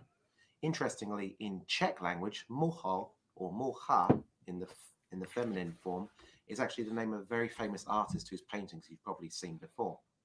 Nobody knows why the place is actually called the fly trap, but some people say it's because it looks like the traditionally hand-blown glass fly traps that you get in Poland. What they do know is that the structure was built by the Nazis and may have been the foundation for some kind of tower. The structure also stands on top of a vast complex of military tunnels built into the hillside. These tunnels were actually built by Polish concentration camp prisoners. Mainstream scholars believe that this structure was actually the support for a cooling tower or a water tower. According to others, though, the Nazi high command would not have devoted so many military resources here if the valley contained only an energy plant. The tunnels beneath the flytrap were part of a massive military complex known as Project N.A.S.A. N.A.S.A means giant in German, and that's because there was a massive underground military complex beneath. It is said the complex tested new weapons. The most advanced was known as Die Glocke, which means the bell in German. There's a great deal of evidence to show that leading German physicists working with the Nazis, including Hermann Oberth and Werner von Braun, who later went on to make significant contributions to the space race for the United States, were involved in creating a bell-shaped machine that could use electromagnetism to hover in the air. Surviving sketches depict the bell as having dimensions measuring around 10 feet high and 5 feet in diameter, with a ceramic covering. The ceramic covering is an important feature, as Hermann Oberth later went on to develop a thin layer of ceramic covering for the US space shuttles, which is still used even today. You know, a bell-shaped object would actually go contrary to the modern laws of aerodynamics, and that's because as a bell shape, it creates a lot of drag. But that actually might be a good option if you want to move from side to side, the way that a hovercraft moves side to side on a bed of air. The bell would move side to side on a bed of electromagnetism so that it could kind of break away from gravity. So far, so good. But this is where the story gets weird. The bell was actually supposed to be powered by some strange material which may or may not exist, which was called Cerium-525, better known as red mercury. Guys, you guys remember talking about red mercury back in episode or part 4 of this series? Yeah. Remember what we talked about, how red mercury was something that's spoken of and theorized to actually power the Vimanas of ancient India. They made engines with it, combustible. Yes. Mm-hmm. Yes. So this is something that I mean, I don't think this is any coincidence at all. You guys remember the supposed stories of Hitler sending exploration teams to Tibet to learn the ancient ways of ancient India? Did you guys know that there's an actual in the modern day in India and also in the Tibet regions, there are an actual sects of people that still are Nazis that are actually Indians that have adopted. They worship Hitler and they view him as a great leader, and they actually have little mustaches they've shaved to look like him. They have little parades where they all dress up like Nazis in India and Tibet, even in the modern time. Yeah. Yeah, I've seen some stuff like that. It's crazy, guys. So what this guy is trying to describe, the Vedic, and they called Vedic. Yeah, some sects of the Vedic sects, and they also talk. They get their information from the Vedic scripts from ancient writings of India. But this is what supposedly Hitler sent both himself with other people down there to try the SS and other people to try to learn from them, because they were so interested in the Aryans, which was attributed to the ancient 7 feet tall gods of ancient India. So this is where you get a lot of that theory going in.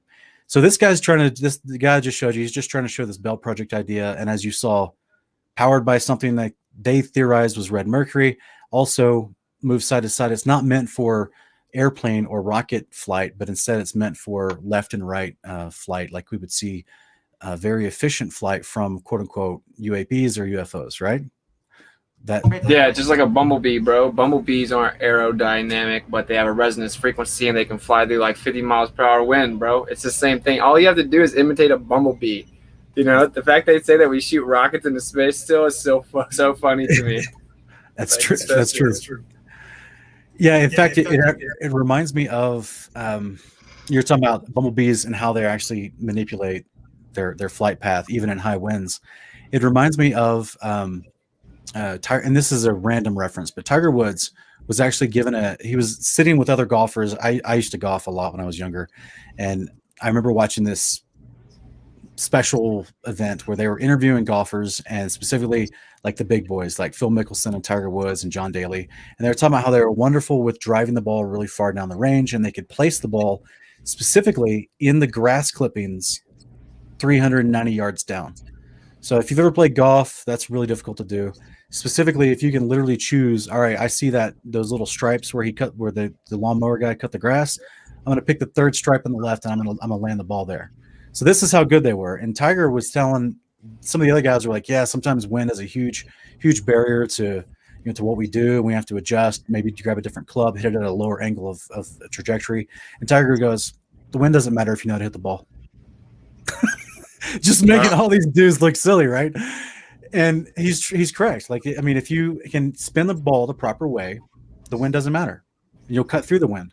So just like the example of the bees, this is what is the premise of some of these crafts that these ancient rulers of these ancient societies exhibited with their flying machines.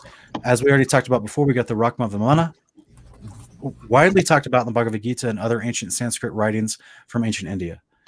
Guys, this is the exact same design as what we get from NASA.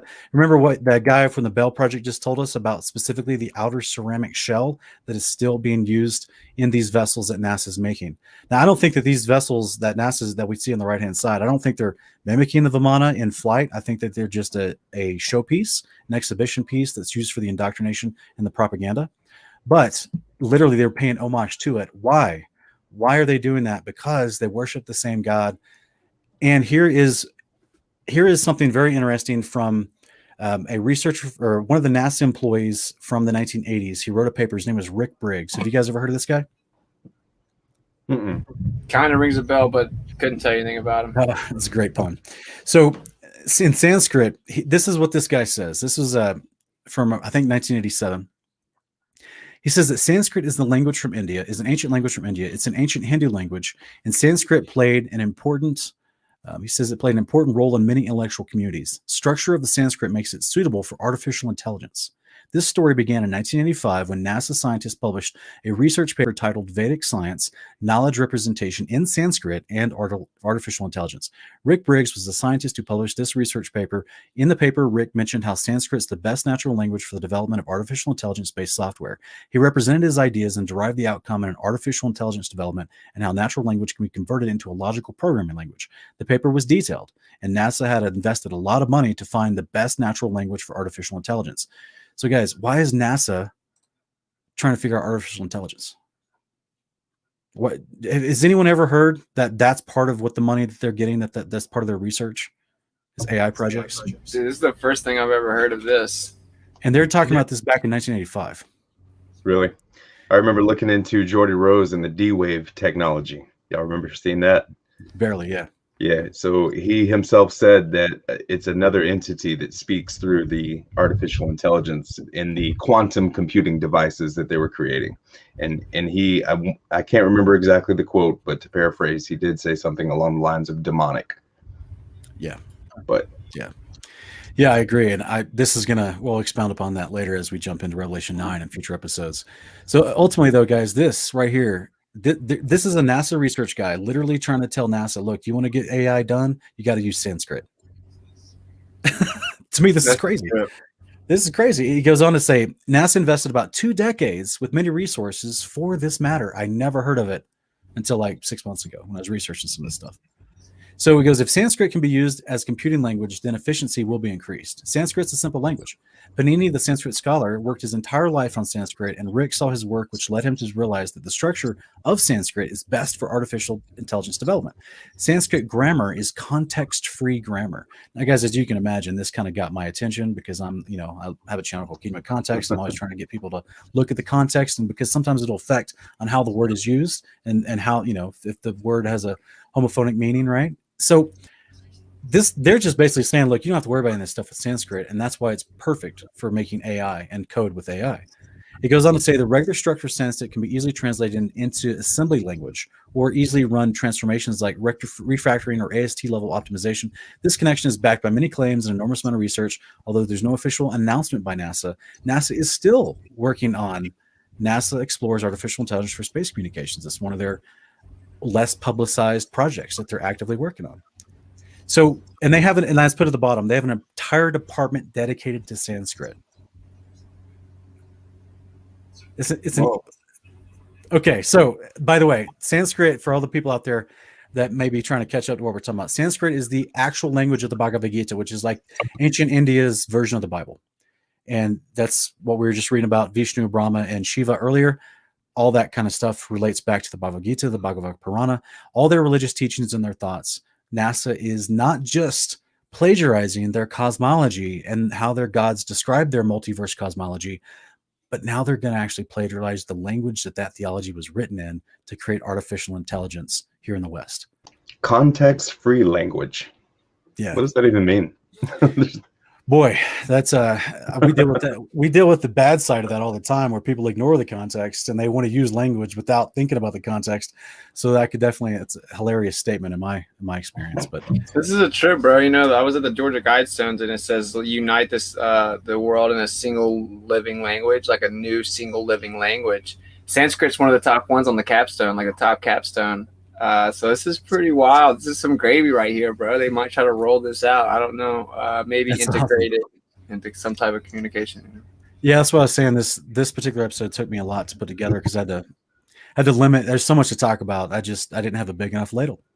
So now we've going on to the same dude. Okay, Rick Briggs, this researcher that wrote about Sanskrit and AI in NASA in 1985. He says that he's also at the National Aeronautics Space Administration, made waves of publishing his paper about it, Knowledge Representation in Sanskrit and Artificial Intelligence. In his paper, Rick stated that the grammar of ancient Indian language Sanskrit, its structure and its rule base, as it was, had significant lessons for this business of natural language understandings. Briggs suggested the study of the way the ancient Indian grammarians worked, and it might help AI researchers finally solve the natural language understanding. An excerpt from the paper reads, "There's at least one language, Sanskrit, which for the duration of almost 1,000 years was a living spoken language with a considerable literature of its own. Besides works of literary value, there was a long philosophical and grammatical tradition that has continued to exist with undiminished vigor until the present century. Among the accomplishments of grammarians can be reckoned a method for paraphrasing Sanskrit in a manner that's identical not only in essence, but in the form with current work in artificial intelligence. This article demonstrates that a natural language can serve as an artificial language also, and that much work in AI has been reinventing a wheel millennial old.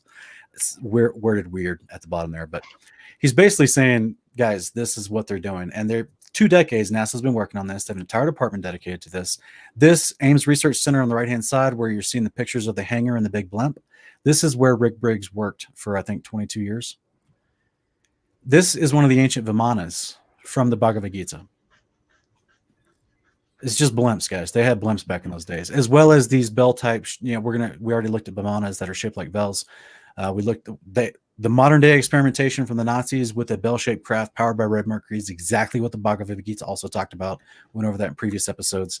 But this specifically, back when NASA was more associated with the U.S. Navy, this was an old NASA program from the 1950s where they had blimps going up. Nowadays, they have these weather balloon style things, but they don't really have the blimps in the same capacity they did back in this original days of creating these same types of.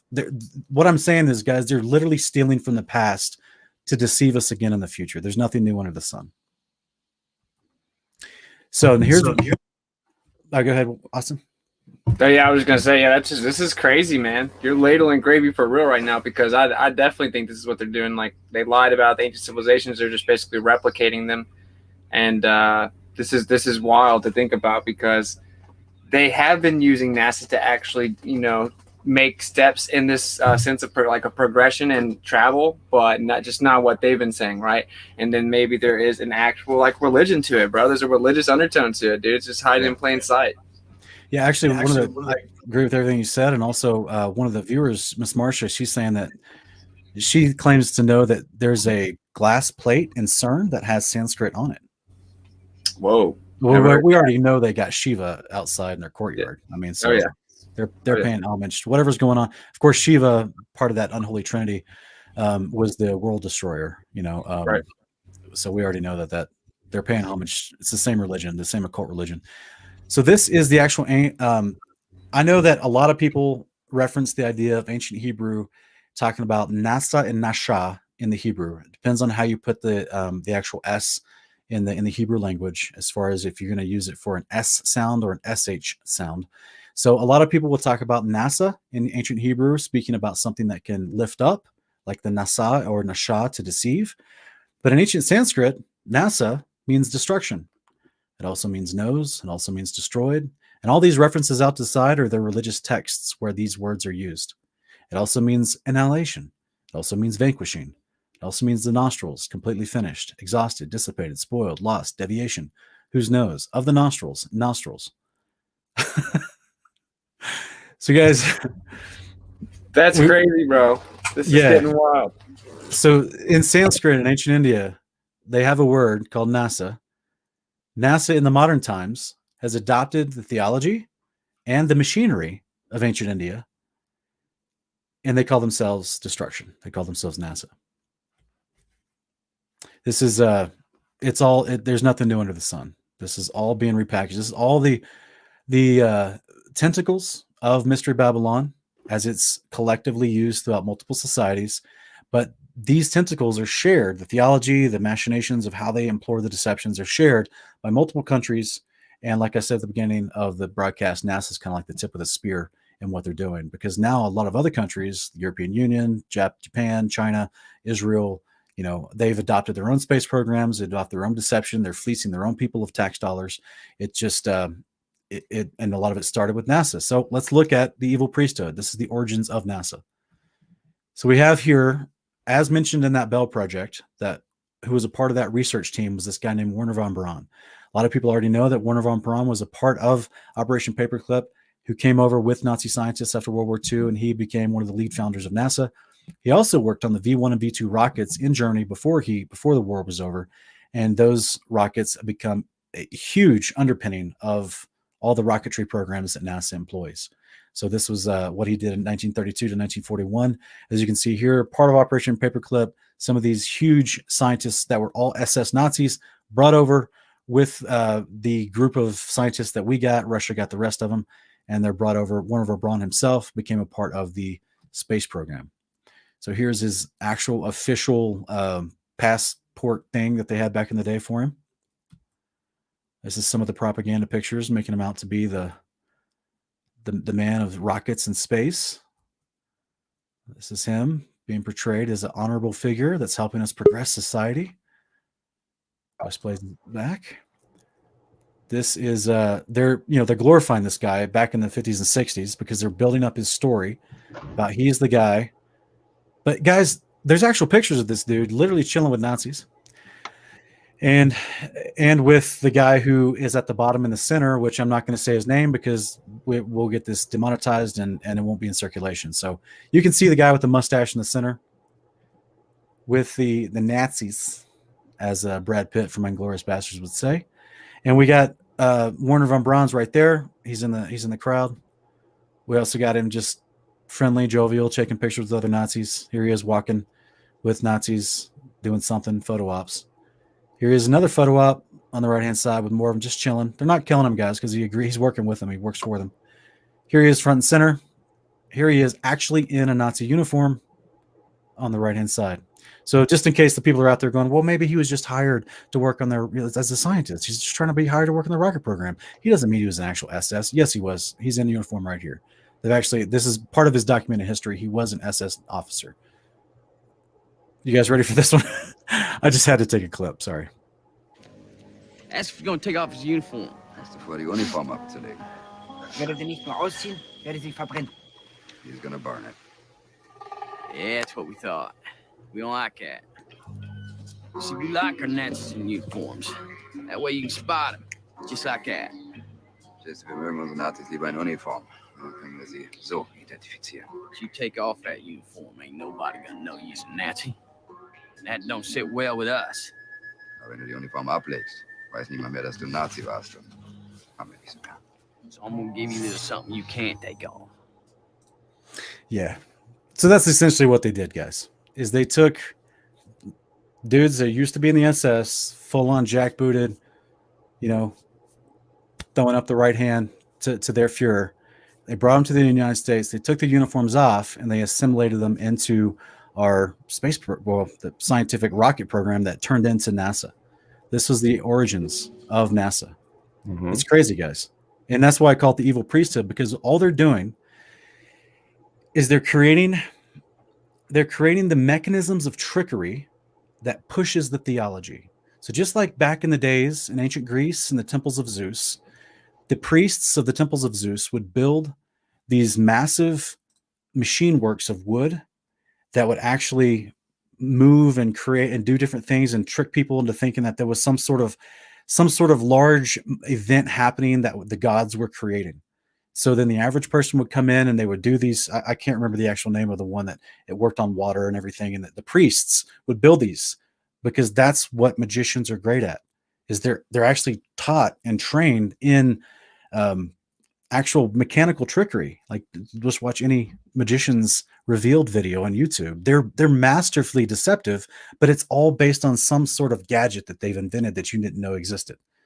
That's how they don't, and the more severe ones, yes, there's demonic power affecting them, but the showmen, they literally build machines, contraptions to actually pull off their deceptions. If you guys have never seen the movie The Prestige, there's a magician's battle, and it shows you how they built these contraptions to fool the people for their stage shows. This is what the ancient priests of the temples of Zeus and I'm going blank right now, but all the other temples that they used to actually do to fool people, to make them think that the gods were actually doing something inside these temples. So we actually see in the book. Oh, sorry, Wes, you're muted. My bad. Lying signs and wonders. Yes, and that they're going to do this again, in my opinion, with not just Project Bluebeam, but the other one, the directed energy weapons. Yeah, this is my interpretation, my understanding of how they're going to actually. The second beast is actually going to bring fire down from heaven to light the sacrifice on an altar. But we also see this idea in what is it? The book that was taken out of our canon, Daniel and the Three Babylonians. I'm going blank. Bel and the Dragon. So in Bel and the Dragon, Daniel actually is with the king. I think it was it's either Darius or Nebuchadnezzar at the time, but he's basically he's telling the king, look, these priests to Baal, they're not actually worshiping anything. Like the Baal is a wood statue, man. He's not actually eating this food that you're putting before him every day. But the king's like, what are you talking about? The food's gone. It's eaten every day. And he's like, yeah, watch this. So he puts powder on the floor. And then you can see, and then they shut the door and the king seals it. So then you see that the priests had built a contraption underneath the altar, underneath the statue of Baal, where he and his family would come out in the middle of the night and eat all the food and then come back and leave again. So then the next morning when the king comes in there, the food's eaten, but then Daniel shows him all the footprints on the ground. So, there's always been about trickery. Always. This is what the occult does. They want to trick you into belief. This is why Yahweh is constantly telling people in the Old Testament, guys, these are not real gods. They're just wood, stone, and silver and gold. Like, they're just things that men have crafted with their own hands. Yes, there's demonic activity and influence to get people to believe this stuff, but in the end, what you're worshiping that you've also attributed to the stars, they're not real. There's only one true creator of heaven and earth. So this is why all this stuff now, like I said at the beginning of the show, it's the same deception is being implored, but there's propaganda in a sterilized way that they're calling science, even though it's all built on assumption, can't be proven or validated. And that science is being pushed upon people without the nitty-grittiness of the actual rituals. Those are done privately now. Now all the theology, all the doctrine is being pushed publicly, because the doctrine, they can mold and mix with they can make it more ecumenical, right? And hide the dirty practices that is the underpinnings of the doctrine. Whereas when we look at the scriptures, the doctrine of our Father is truth, and the underpinnings, which is our covenant behavior, only leads to peace and love and righteousness, right? The fruits of the Spirit. So there's a stark difference between the theology relating to the doctrine in what the world teaches versus what the scriptures teach, with the Father's covenant behavior mingled into his biblical cosmology and how it all matters together. The language of the occult, we're almost done, guys. The language of the occult, let's look at the vector symbolism real quick. This is, I apologize. Actually, I thought the clip was up here. 1 second. I had the clip. And this is...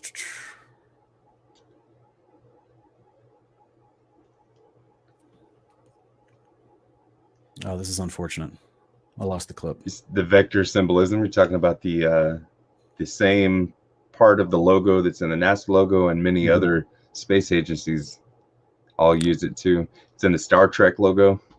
Yeah. Yes, I actually had an actual clip from an old documentary. Some of the people have seen it, some haven't, and I thought I had it loaded up in the program, but I guess not. I was going to show people real quick. But what are you guys' thoughts of what we're talking about so far? Well, look for this. Deep stuff. There's a lot here to consider. Yeah, it's crazy. I don't know. I think that, it's a mix. It's a mix of a lot of like fairy tales of these deities and these different things like that. And then I think there is some underlying truth to it too. I think that even within their own little groups, they kind of like throw out these nets of deception to see who wiggles through it to weed them out. So I don't know. It's really hard to get down to exactly what is real, but I think there's something real. I think there's something real to the metaphysical aspect of what they think is going on, but I don't know what it is. Your guess is as good as mine. Yeah, I do believe that they do have physical, literally unclean spirits are everywhere. We know this from Enoch and Jubilees. We see Yeshua interacting with them everywhere he goes. We see the manifestations of them in different ways in modern society. And we know that there's an actual priesthood that's dedicated to that darker type of magic and that darker type of interaction with unclean spirits. But to take that theology and whitewash it for the masses and put it out here for us to try to catch on to, while simultaneously rejecting the Father, rejecting the creation and the Creator and his Son, that is inherently assumed in this different model that NASA pushes and propagates. So this is something that I'm just, unfortunately, I can't find the clip of a lot of people don't realize that the actual the actual vector that you see going through the NASA logo is used not just with NASA, but it's used in a lot of their mission patches. It's used with in a lot of TV and movies. It's also used with a ton of other symbolism in all the other agencies that are created from other governments having to do with space and space exploration. So it's NASA claims that they took that symbol, that vector symbol, in their logo, and they claim, actually I can show you right here. You can see the NASA logo on their VAB building. They claim they took that vector symbol from an actual airplane from the 1950s, and that was some sort of design related to that. But ultimately, why would Russia, Japan, Israel, all these other space agencies take that same vector symbol and put it in everything they do as well? It doesn't. Why would they take something that's supposedly our cultural history and put it in their symbol? It's not, because it's an actual ancient occultic symbol that has to do with Satan worship, with Ra.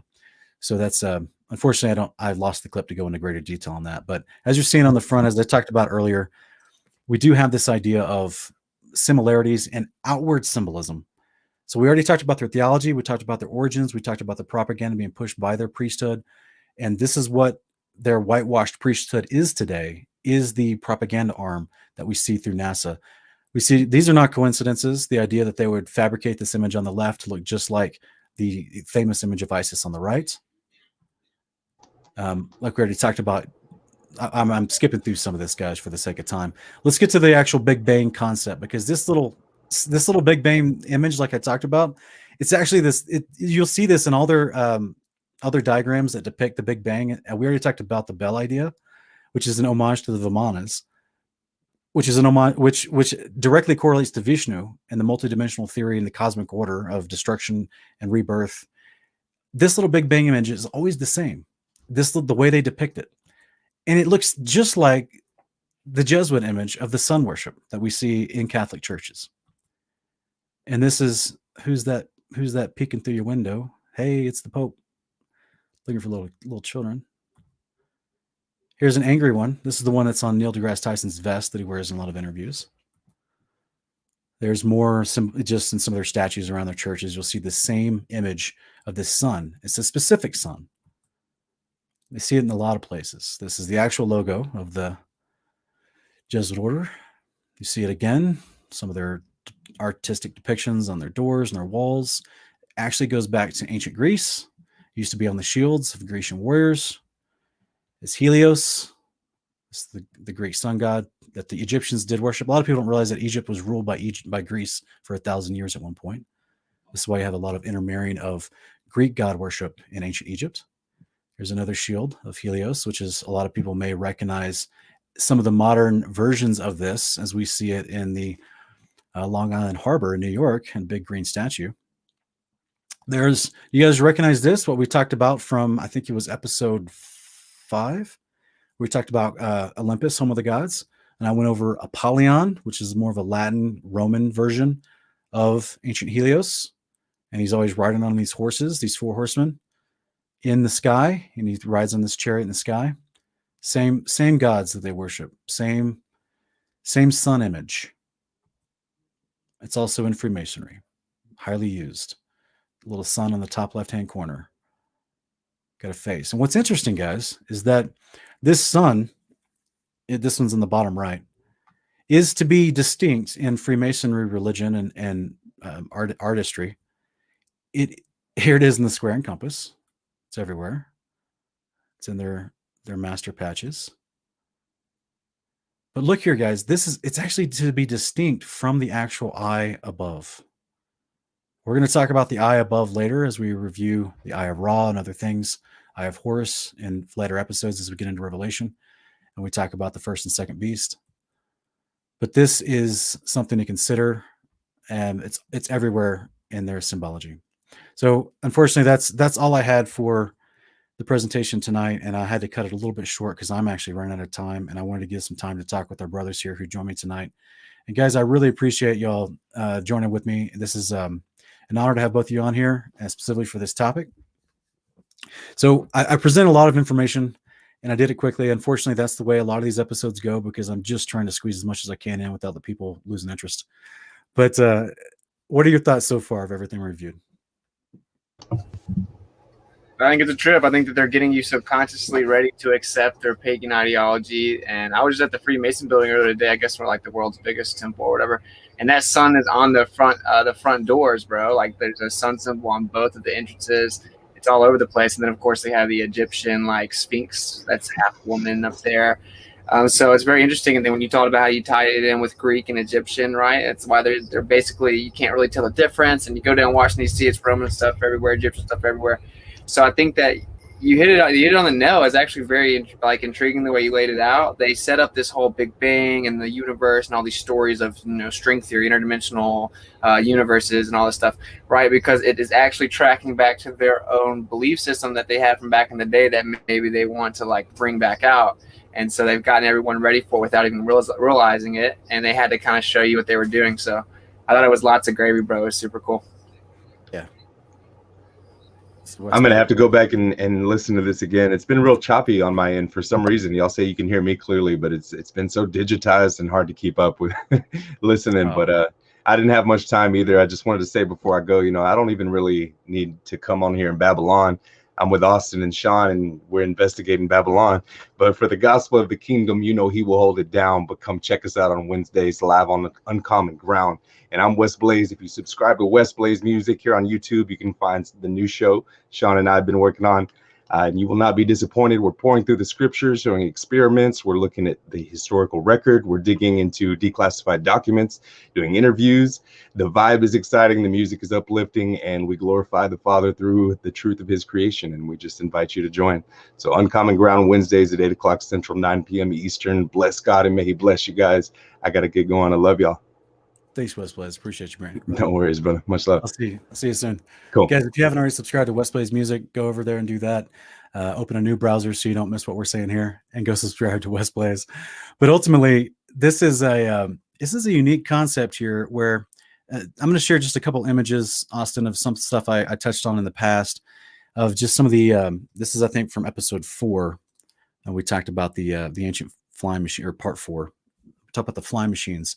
Both Vimanas, we have the Egyptian concepts of the boat of Ra.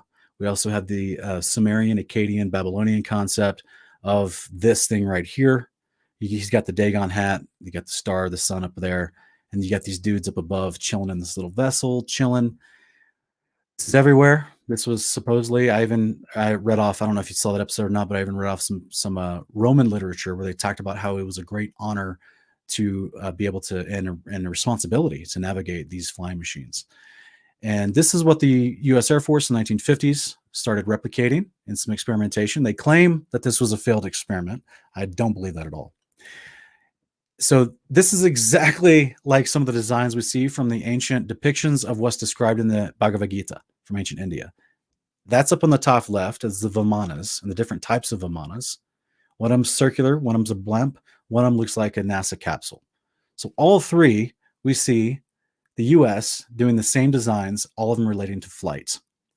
The actual circular object, as you see on the top right, that the Sumerians and Babylonians literally chiseled into stone, that's what we see in the experimentation, literally with the dude's feet hanging out the bottom, like you see in some of the depictions.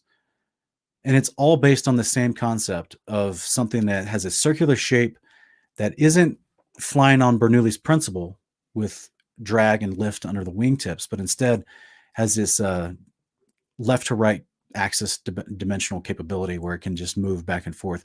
And of course, this is the actual photo release, supposedly released by the U.S. government from the Navy about UFOs, about what they're about to disclose in this month, the month of June. Yeah, that's a trip, bro. That's a trip. So I haven't seen I have to go back and watch all your episodes that I haven't seen in the series because you're ladling gravy, bro. You gotta chill out. I don't bring my biscuits, but I'm trying to figure out. So basically, they actually had these devices. Yeah, like they had these physical flying devices, and I'm trying to figure out. Do some type of metaphysical entities move similar to this? This is some type of imitation, or maybe that's just what they came and showed us, or I don't know. I still haven't been able to figure out exactly what it is. Do you think it's nothing like that? Do you think that it's just an ancient technology that used to exist and that we're practically just imitating it? And it's kind of nothing deeper than that, or I don't know. I'm trying to figure it out. It's like a rabbit hole for me. I really want to know. I think it has a lot to do with the same experiments they're doing today with where they're basically doing seances with high levels of drugs and getting messages, just like Jack Parsons and Anton LaVey and all those guys would talk about how they would get messages from these spiritual guides, except that they're not just getting theology, they're getting actual information for advancing these types of machines. And I think that started a long time ago, back in the 50s, as far as the interaction in the United States and when they started to experiment with these kinds of concepts. Just like you would have in the ancient days, Sumerians, Babylonians, Egyptians, Greeks, Indians, that they were literally interacting with Nephilim demigods, and I shouldn't say it like that, people that call themselves demigods, but they were Nephilim. I do believe that they were Nephilim as far as their post-flood Nephilim, post-flood giants. But they're not the same Nephilim as before the flood, because their fathers weren't literally the descendants, or their fathers weren't literally watchers.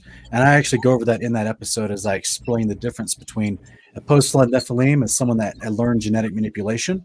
So therefore you can affect through gestation the actual growth of a child through different growth hormones. There's 5 different growth hormones that go in the roots of trees and plants. That's why that verse I read from 1 Enoch chapter 8, where it talked about one of the guys taught enchantments and root cuttings.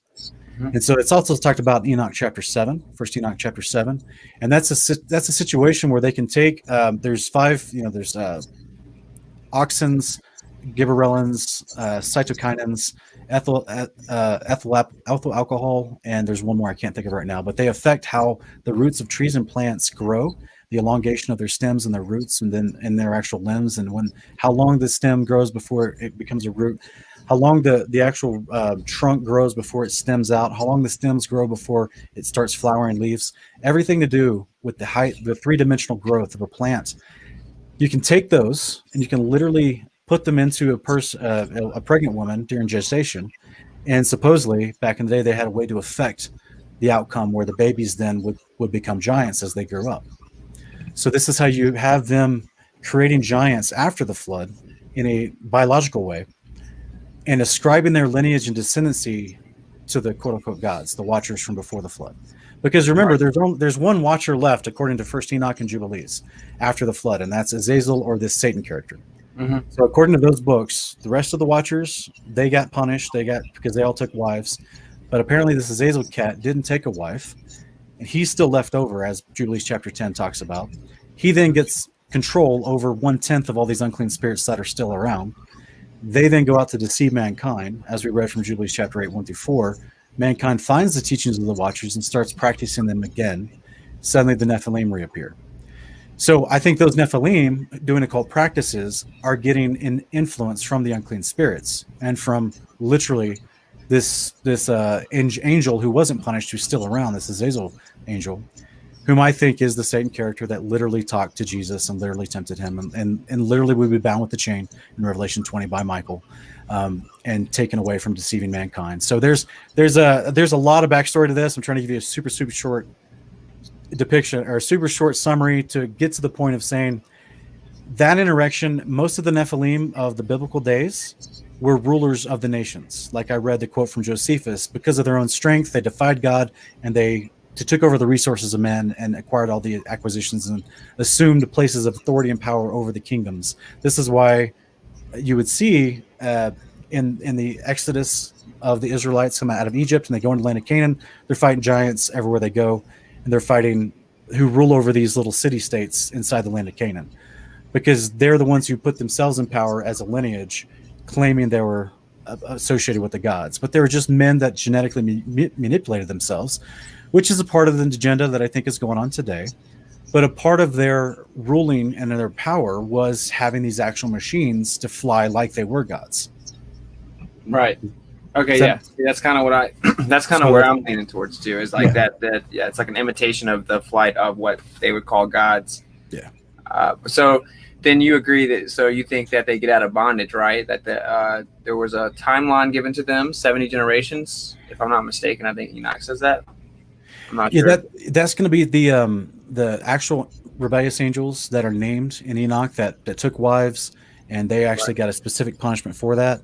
But their offspring, the Nephilim, they're according to Enoch and Jubilees, That offspring either killed themselves off or were all killed in the flood. And then now they're disembodied spirits, which are now what we refer to as unclean spirits or demonic spirits, were still out and about after the flood. And this is what Noah's trying to adjust in Jubilees 10, where he's like, hey, he's praying to God. He's like, hey, Father, look, these spirits are still here. They're leading my sons into lawlessness and wickedness and destruction. Help. And so then the Father through his angels binds 9/10 of those unclean spirits, those disembodied Nephilim. The other 10th are given under control of Satan. Satan is called Mastema in the Book of Jubilees, and he actually goes on in verse 12 of Jubilees 10:12 to call him directly Satan, but earlier it references as Mastema. There's a lot of people with multiple names in the scriptures. You just have to look at the context. Yeah, for sure. So this Mastema character, who also is referenced as Satan, he gets control over these things. They then go out and continue to tempt mankind into lawlessness. So ultimately, there is the angels that were locked up, from what I can understand. I'm actually currently debating this with a brother of mine, Ken Heiderbrecht, because I used to think that they weren't getting out until the Yeshua returned they would only get out to stand judgment before the Father through Yeshua. But there's some things in Enoch 65 and some other places, First Enoch 65, that makes me think they might actually get out right before he returns and are a part of the end time deception. So right. I haven't really talked about that on my channel in great detail yet, because I want to do an actual separate video on that. But that is definitely something that all I know is that there is one angel that's been out this whole time, one rebellious angel, and that's the one that's referred to generically as the dragon, the serpent, right. Satan, Mastema, Azazel. He's the dude running around in authority over the unclean spirits, who then go out and deceive the nations. And that's why I think that he has literal interaction in the end time events, which finally gets him locked away during the millennial reign. And then later he comes out to be destroyed and thrown in the lake of fire. So there's a lot of details that I've gone over in previous shows, and even on my Kime Context channel. I'm just trying to make it as quick as possible for you. So I do believe that the majority of those rebellious watchers are locked away until the very end.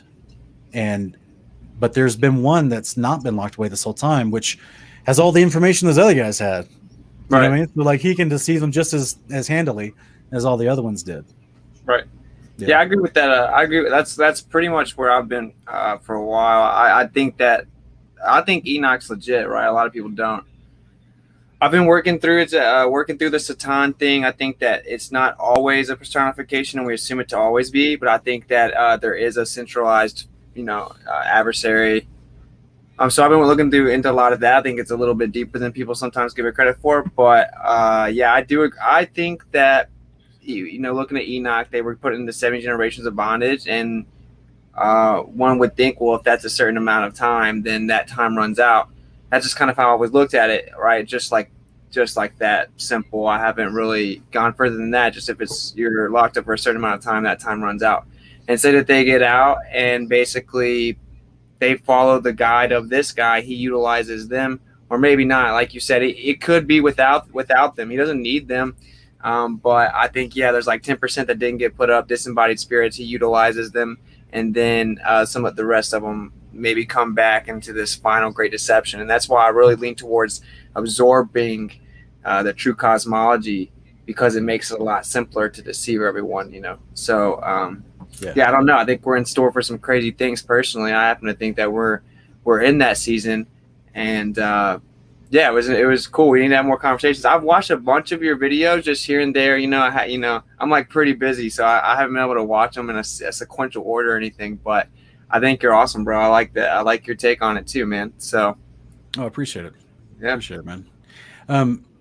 There's man. I'm just looking at some of the rest of my slides. I had to cut short for tonight, but maybe I'll have to include them in a part 2, because there's so much more to this topic, and I'm just trying to be strategic with what I talk about when I don't, because I don't want to like confuse people, but at the same time, there's so much to explain, because this is why the occult is full of, like in Freemasonry, right? You learn by degrees, because there is so much to learn about even the occult.